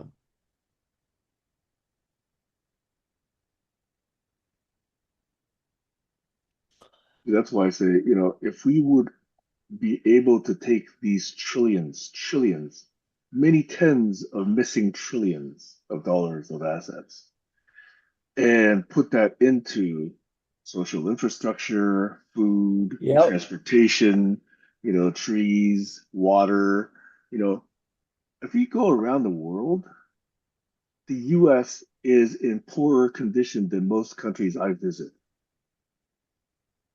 And I have visited Japan, UK, Spain, Germany, Croatia, Bosnia, Vietnam, Laos. Well, Laos is not quite there yet. Taiwan, Philippines, and arguably the US is in the bottom quartile of that group when it comes to social infrastructure, cleanliness of streets and cities, how well maintained the buildings are, and even how people treat each other. It's probably near the bottom on that metric. Well, I have been to the Philippines 5 times, and I'm not sure that I would put them above the US on a hell of a lot of metrics. Um, they're first of all, it's a beautiful country. I mean, if you saw the John Wayne World War II movies where he's a fighter pilot and the bamboo trees and all of that, um, when you're driving up the main highway on Luzon, the big island, you feel like you're right in the middle of the John Wayne movies. And there's some really cool stuff going on there. But I don't know that their government works anywhere near as well as ours does. Have you I would taken a look at drive ours down, lately? no, I would drive down the middle of a street in Manila, and there was a deep trench on one side, and over the road was a massive billboard that showed whoever the president was and some builder company proudly displaying this thing. And the thing is the trench was 10 years old and was not finished.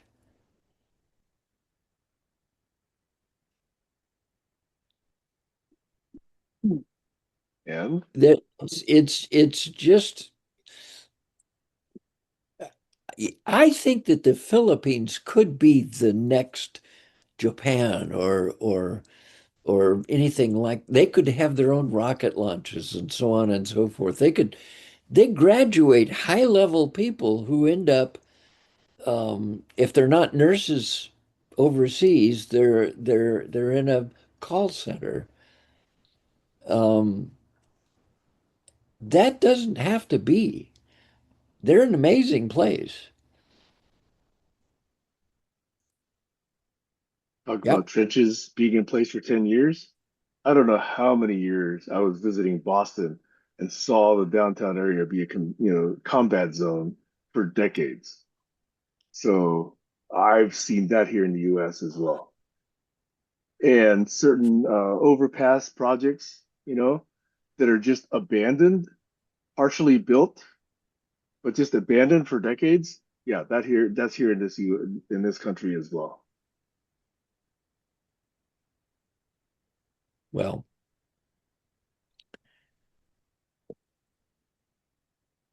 I And do think, sorry, Jack, one more point.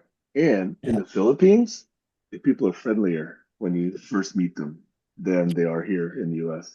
Other than when you go into any shop, there's usually an armed guard with a A machine gun? not a machine gun, no, a shotgun standing at your Oh, back. And when I you go didn't into the see that. Mall of Asia in I didn't Manila, see that. there's a shitload of them. I was oh there in yeah. 2018. I didn't see that. They rifle through you. Well, I was there in 2006, so I don't know what might have changed. But what was really cool is you understand that there are traffic laws, but the Filipinos typically, the cab drivers we were with obeyed all the traffic laws, but everybody else would drive right down the line or up on the sidewalks or whatever. And when you go into a left turn lane, you'd notice that two other lanes had formed around you that were not there. So there'd be three lines of cars trying to turn left when when there's only one slot. And I when I was driving, I pulled up behind a bus and there was a slot where I could have gone to the right to go around the bus, but I thought, no, I'm just going to be polite and stay here. And the guy behind me was just all over his horn, really pissed off that I didn't move out of his way so he could go up on the sidewalk and get around the bus. Um, but I look, they could be an IC chip foundry. They could be anything they wanted to be.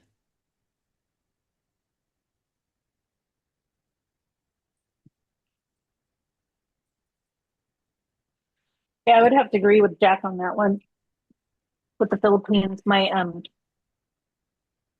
cousin is the attorney general. I don't know. I've got like some politicians in the family.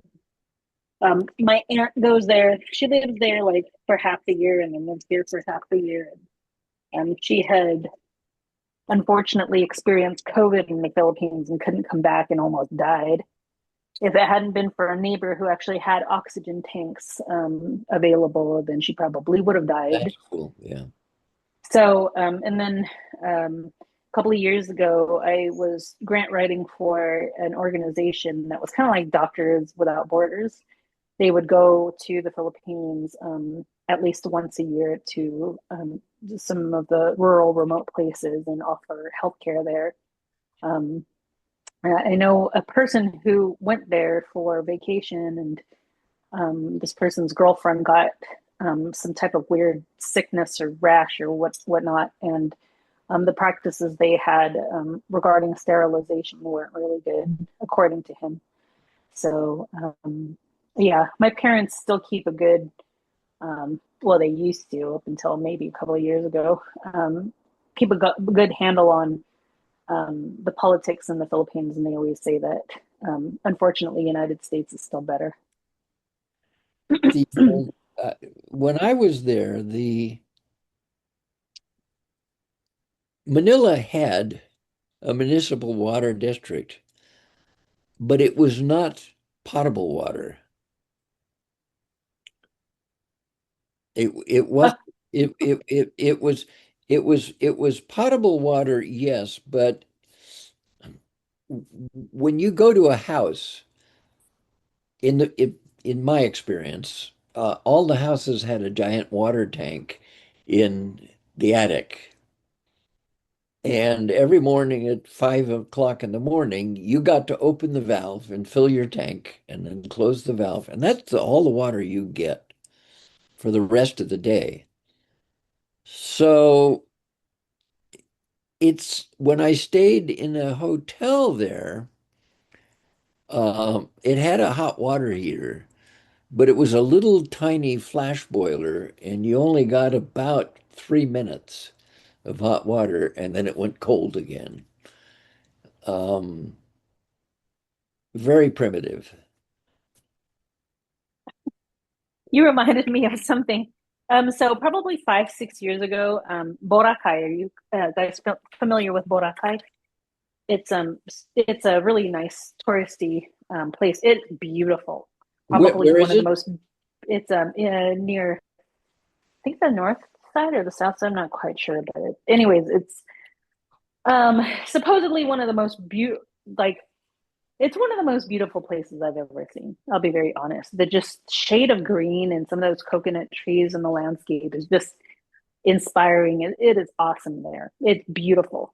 Um, but my mom and my aunt were laughing about how there's not too many tourists that were going to Boracay because all of the resorts unfortunately didn't know how to establish their plumbing system, and so anyways the ocean in the and the water was becoming very unsafe, so they had to shut down the resort until they found out how to deal with the plumbing system in Boracay. So I've been to, at the north end of Luzon, I've been to a place called 100 Islands, which is on the east side of the narrow part of the of Luzon. And you get in a um it's a large canoe with side riggers out sticking out. You've seen them in Hawaii, but this is what they have. And it's got a little diesel one-cylinder engine, pop, pop, pop, pop, pop, and they take you out to the islands. And I got shown a cave where the Japanese had gone in to hide, and the Americans came along with flamethrowers and just torched everybody. And I got to see a lot of stuff, but I have to say that was beautiful. And then another time I went to the south end of the island where there is a uh, a volcano, actually a live volcano, but they were building, people were literally building homes around it. And of course it did blow off. Um, but nearby is a coastal resort that I did stay at. That this is on the west side of Luzon. Uh, so I got to swim in the South China Sea, and it was warm as hell. Which goes with the Philippines. It's warm as hell. I mean, overnight, uh, you might see a nighttime low of 80 degrees. One of the reasons I'm looking at it is because the minute I stepped off the plane to the minute I got back on the plane, it just felt like I was in a place that was as similar to Taiwan as I could have imagined. Well, that makes sense. That makes sense. You're not that far away from each other, and you're both subject to the same kind of ocean currents and climate and so forth. Now, Cebu, which is an island south of Luzon, just took a 6.9 earthquake that killed a shitload of people. Oh yeah. That's the same fault line that takes out Japan and all the rest of them. I just looked up Boracay. It's about 115 miles north west of Bacolod, and it's about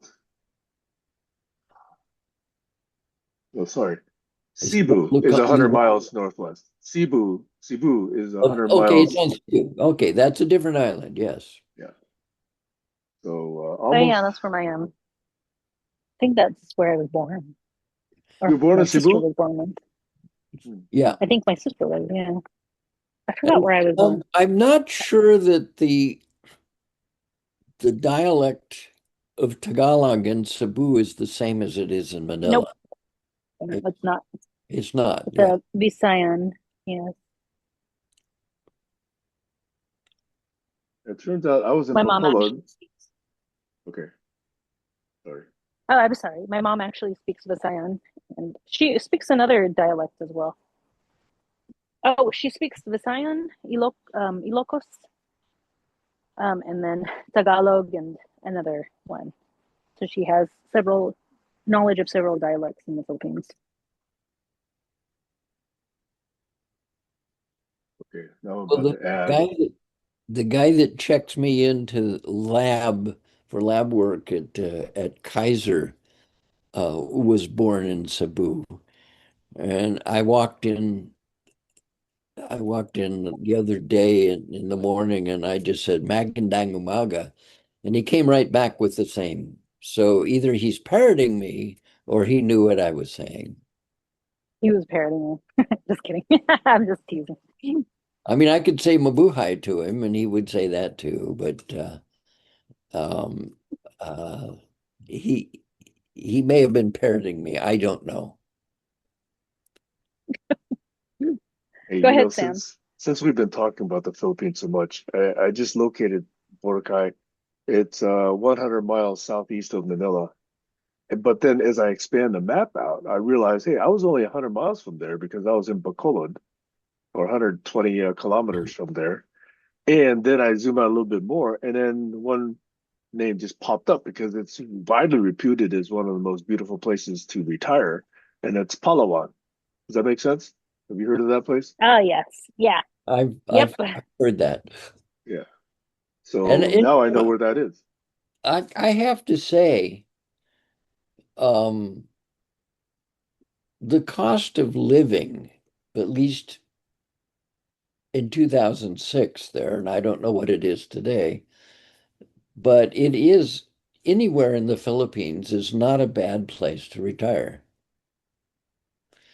I went on one of my trips. I brought with me a prescription for a an MRI of my head and went into a hospital in Manila and they did it. And I got a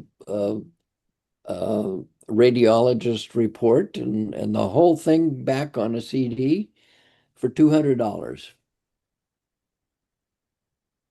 That same thing in America would have been $2,000. Oh yeah. My family loves getting their Botox and all their tucks and nips over there. Yeah, it is a destination resort for medicine, uh, as I understand that Penang is as well.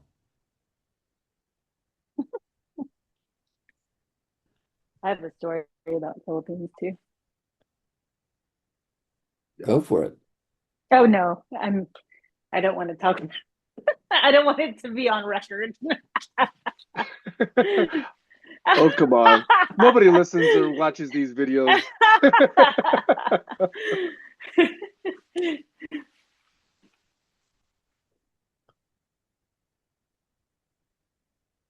So where are we on collaborology? Nowhere. Nowhere. Because it's now called Collaborology. Yes, I know, but I'm making a pun Yes. on So really, so thank you for that, Jack, because as I zoom out, um, I'm really leaning in those last few months on cultural impacts on collaborology. And shame to me is actually a very fascinating one. How that causes people to either lean in or shy away or withdraw or shrink within or to disengage or to be accountable, to learn, to grow. All of that is fascinating to me. So I think that allows me to look at other aspects of collaborology. So at what point do we expect a three volume manuscript on collaborology from you? Okay, right now, unfortunately, um, I am only gathering notes. And I've put together, I don't know if you're here when I told you I came up with a third list, Jack. You know, remember my smart people problems? The which? Maybe you don't remember. I have a list called smart people problems. So you're expecting an 80-year-old guy to remember anything? Okay, then I have a second Yes. list called dumb people problems. Okay, and that list is much longer than the first list. The first list has like 32, 33 items on it. The second list, the dumb people problems, has like 130 items on it right now. But I recently came up with a third list. Okay. Kayla, do you remember what that is? No. Okay. Um, First one was smart people problems. Second was dumb people problems. Third is artificial people problems. oh yeah. So I'm trying to identify where the LLMs, the bots, the agentics, the N8Ns, all of those are making mistakes and need to learn. Now, that's tongue in cheek, of course, because the progress there, I suspect, will be much faster than the progress on one and two, simply because, it's possible. And that's actually very, very interesting to me that we will have bots and LLMs and artificial brains be able to learn much faster than humans can. In fact, that's what Kurzweil calls the singularity. And we're close. Not there yet, but we're close. So anyway, those are my three lists. But the longer answer to your question, Jack, is I'm trying to figure out, what to be when I grow up. I have to stabilize. I have to get into a sustainable mode. Once I get there, I actually have the outlines of a grant that I'm hoping to write, and I've got a few places that I'm targeting that can actually help me establish a Collaborology Institute or a Collaborology Research Institute, either CI or CRI. And then I plan on producing not 3 volumes, but a live, interactive. Hey, English is my second language, okay? Version of this KB called Collaborology. Anyway, so that's my story arc. I'll probably die before it happens, but anyway, that's my plan. Thank you for asking. You got awfully close where I was heading. That's rather big-headed of me. You don't need, but I'm suggesting that I'm thinking of collaborology the same way I thought about Pete's Plex newsletter. I wrote to him and I said, Plex is this place where people are giving stories from the heart. You need to grow a kind of a conversational space around each of those stories. Because each of those stories becomes a focal point for all manner of questing.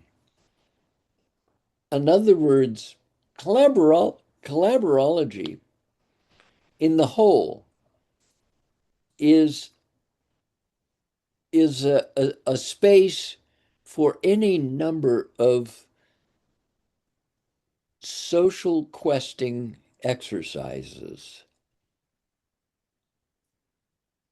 which engage everybody from kids to old farts like me.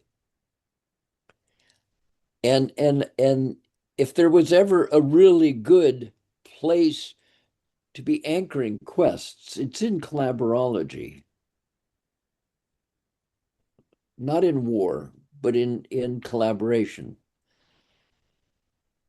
So I'm looking at you as not the next Messiah in this place, but one of the persons who anchors a new kind of social network, which happens to fit right in the middle of the sensecraft vision. The sensecraft vision is willing to take on climate change and clean water and women's rights and all of the rest of it on a global scale. But collaborology is right dead center in the middle of that.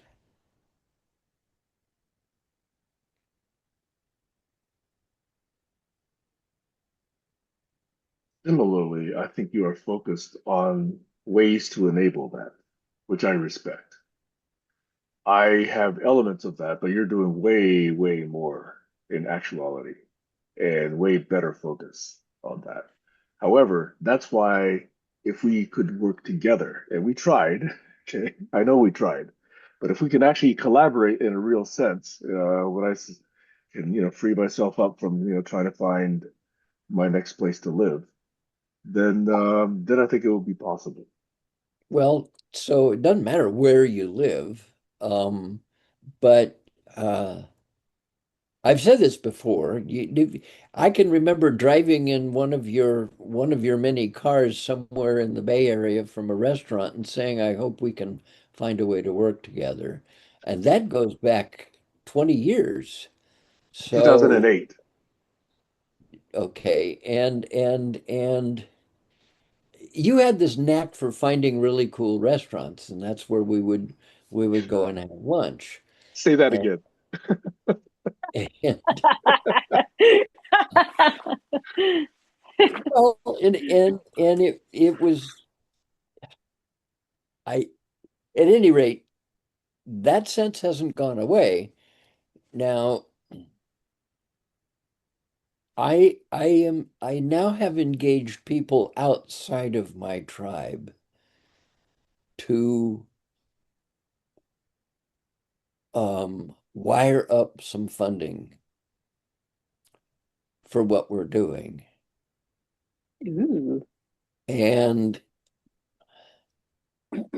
so some of this will appeal to Kayla. It is about grant writing, but the particular kind of grant that we're talking about is one Kayla may never have heard of. It's called a Small Business Innovative Research Grant, SBIR.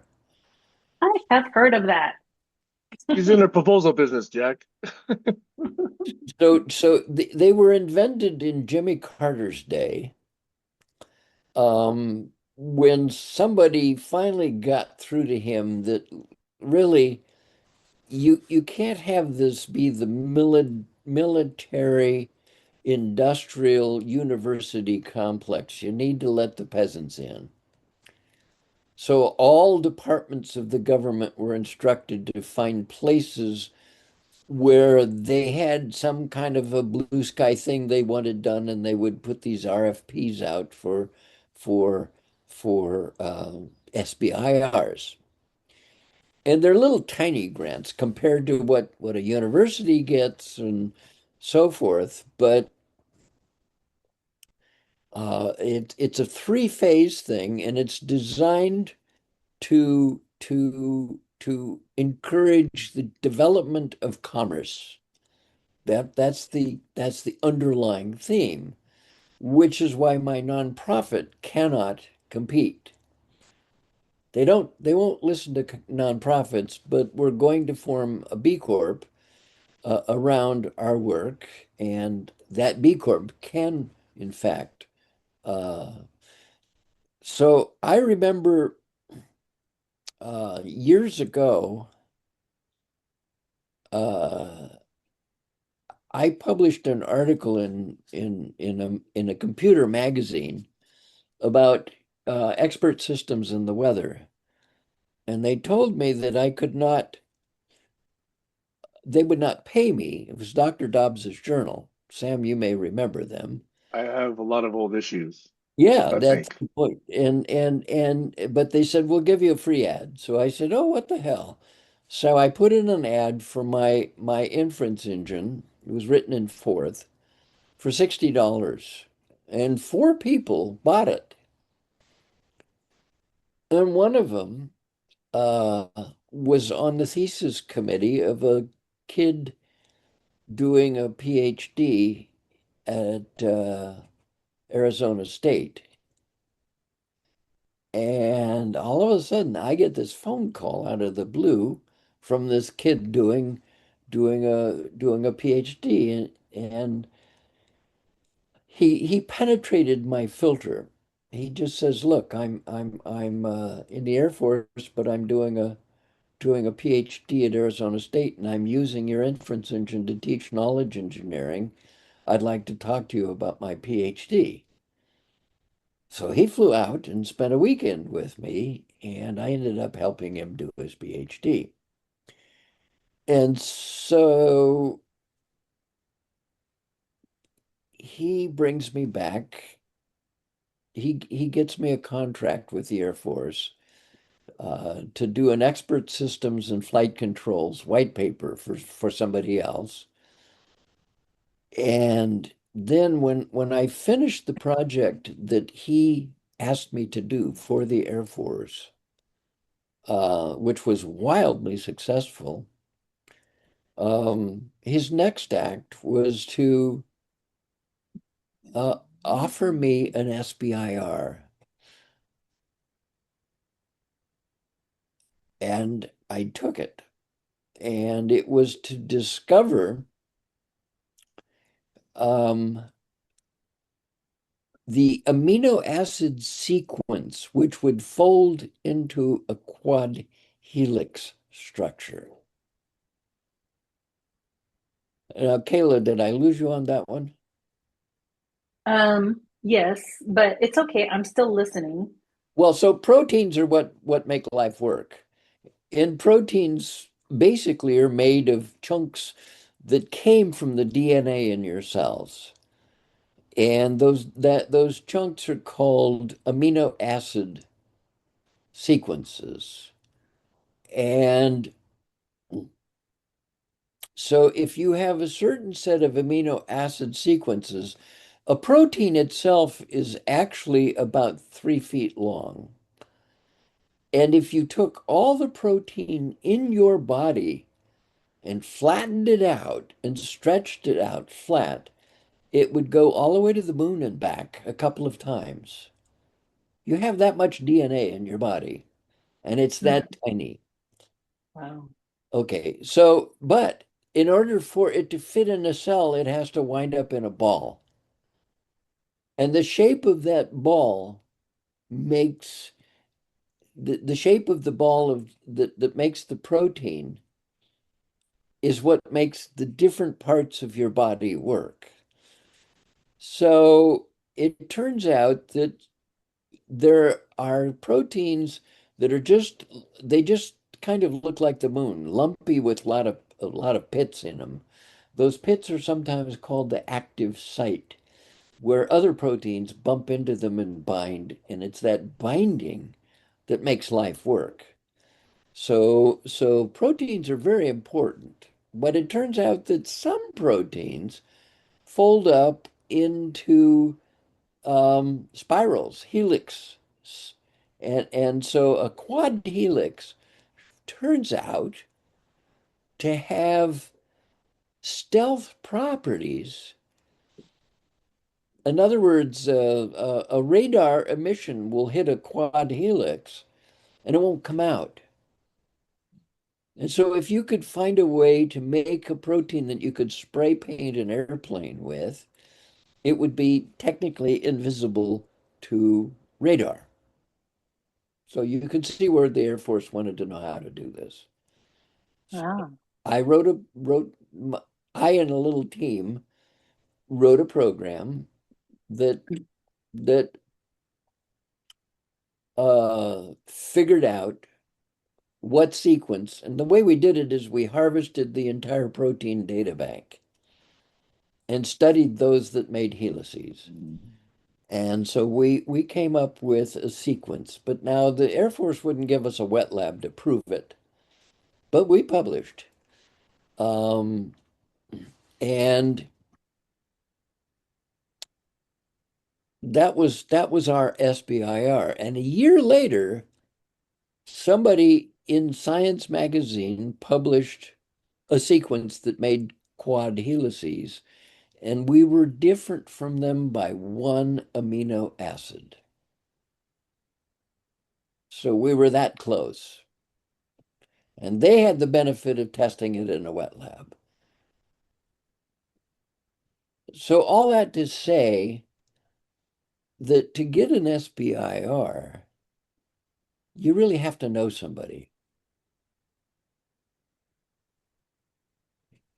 And so we're working on that avenue for in other words, we're bringing in people who know somebody. Now it means they're going to get a cut of the pie. That's all right. That's how it works. But their ethos is arguably the same as ours. So it doesn't matter. They can be on our team or we can be on theirs. But it's the ethos that counts.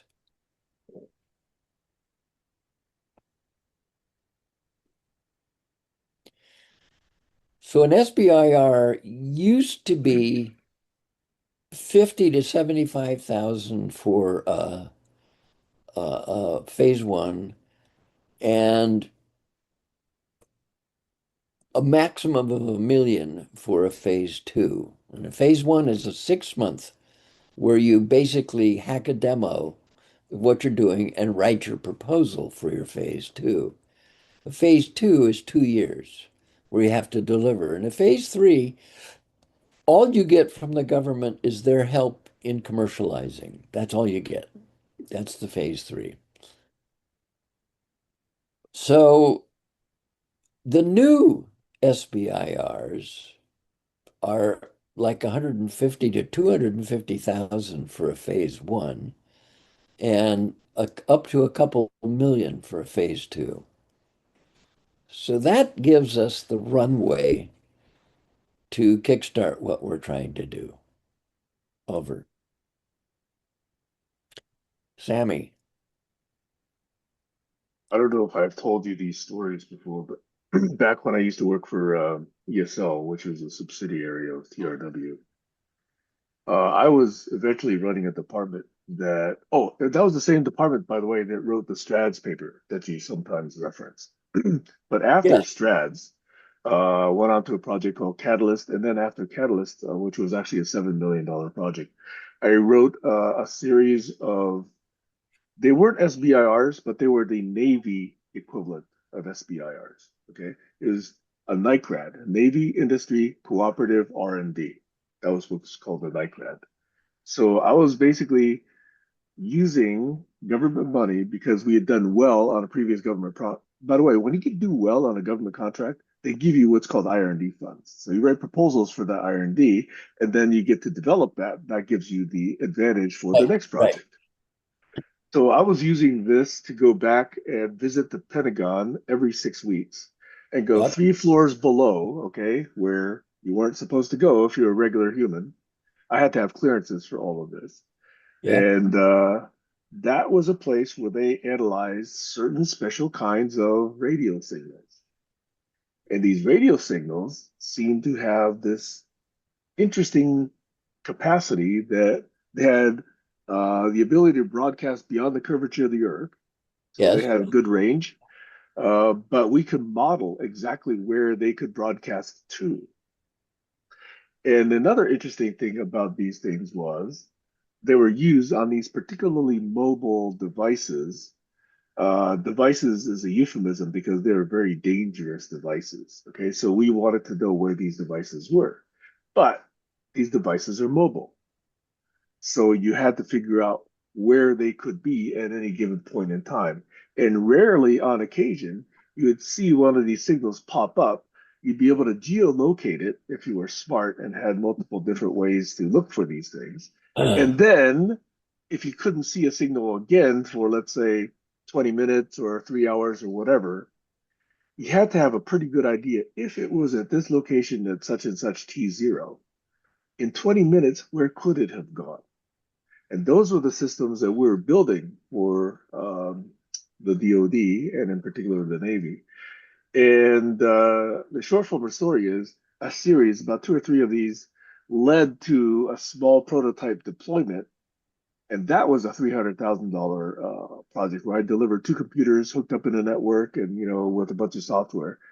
And that was enough to get my next proposal funded, which was a $7.2 million proposal to actually take it into the field. And that system allowed our rare resources to increase their ability to search for these things by a factor of 30x, 33x. In other words, if they hadn't had the tool that I built for them, I and my team, okay, they would have had to use valuable, expensive resources and use 33 times as much compute power and search time as they could use with the software that we built to help them find these things. That turned out to be useful in a couple of skirmishes in the Middle East called Desert Storm Yeah. and version 2 of it as well. So Schwarzkopf and his team were using the tools that we were building in order to find out where these dangerous things were. So just as an aside, that used to be my business. I used to write these proposals, and the good part about it was not just writing the proposal, but actually negotiating with a customer, which was the good government. How we would do this, when we would deliver, what the standards were, what our award fee was, and then architect the systems, and then hire the people to build these things. That was the most fun I've ever had in my professional life, and that was decades ago, sadly. Ever since then, by the way, for the record, I made the mistake of thinking that there were smarter people in commercial business. There are not smarter people in commercial business. They are dumber than the people in the military industrial complex, I have to say. Okay. But they're motivated by capitalism and they can write about their research. I could not write any papers of what I was doing. So I never got notoriety. But I was in that system, by the way, Jack. We were putting expert systems on top of mapping data, radio data, Yeah. cartography, terrain data, vegetation data, soil type, Yeah. and many other different types in order to figure out where these things could go in Delta T. So if we had been able to write about those things, man, many companies could have been started from that business, and I could have been hooked up into many of those companies. But it was classified, so I couldn't. And I've probably already, no, I haven't said too much, but I've come close. Anyway, the point being, I'm very used to writing these proposals, and I was asking Kayla one time whether or not this term FAR meant anything. Does FAR mean anything to you, Jack? FAR? With federal air regulations.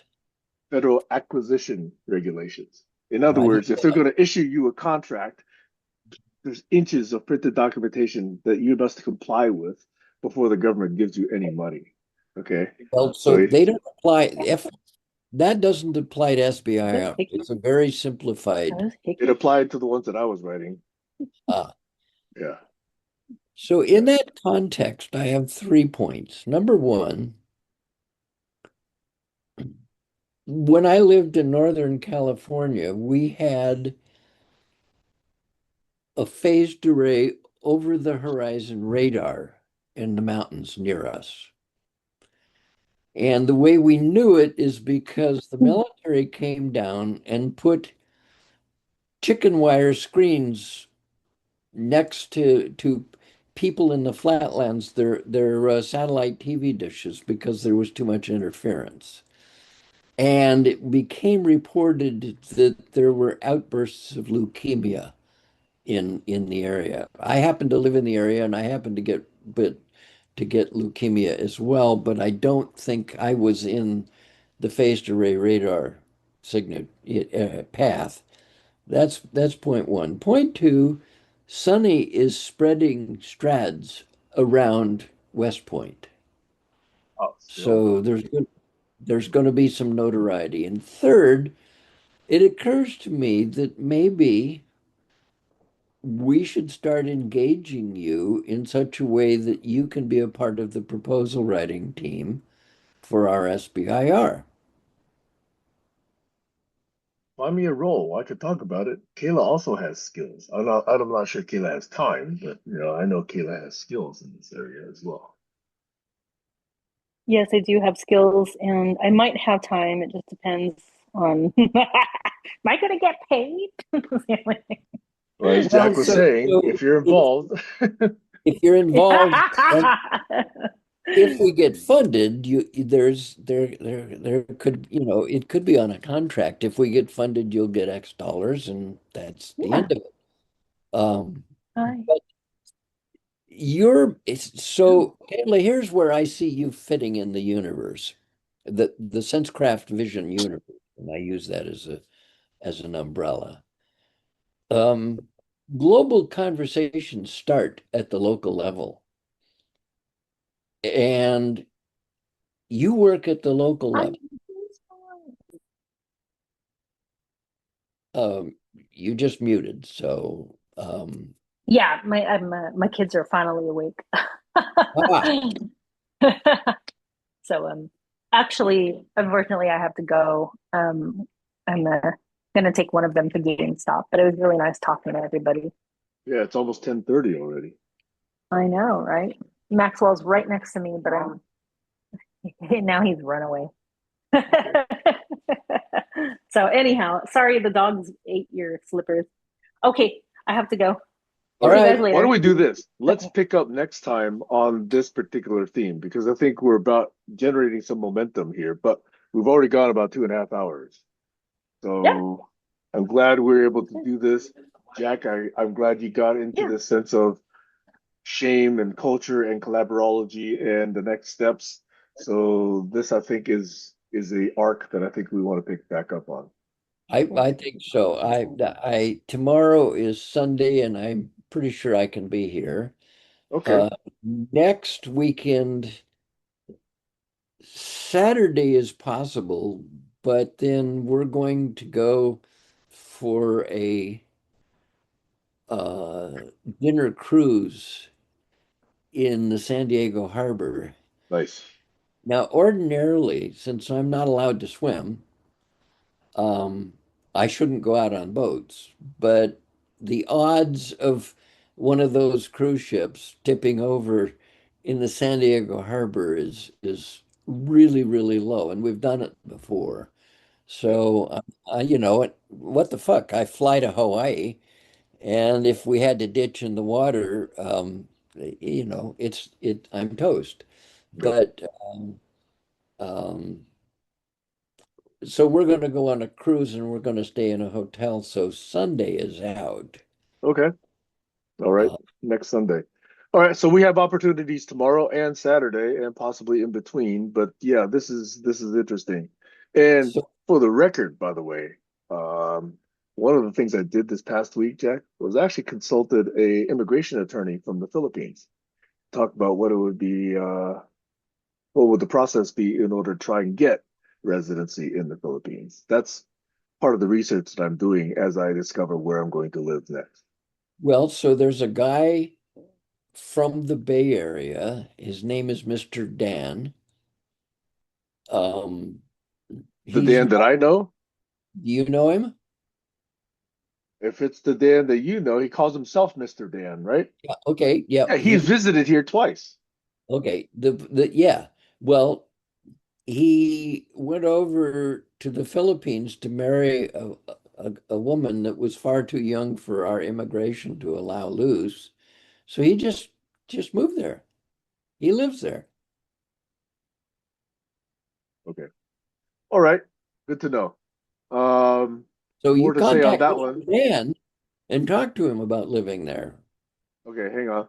Let's just stay there, right? Okay, but I'm gonna stop the recording here.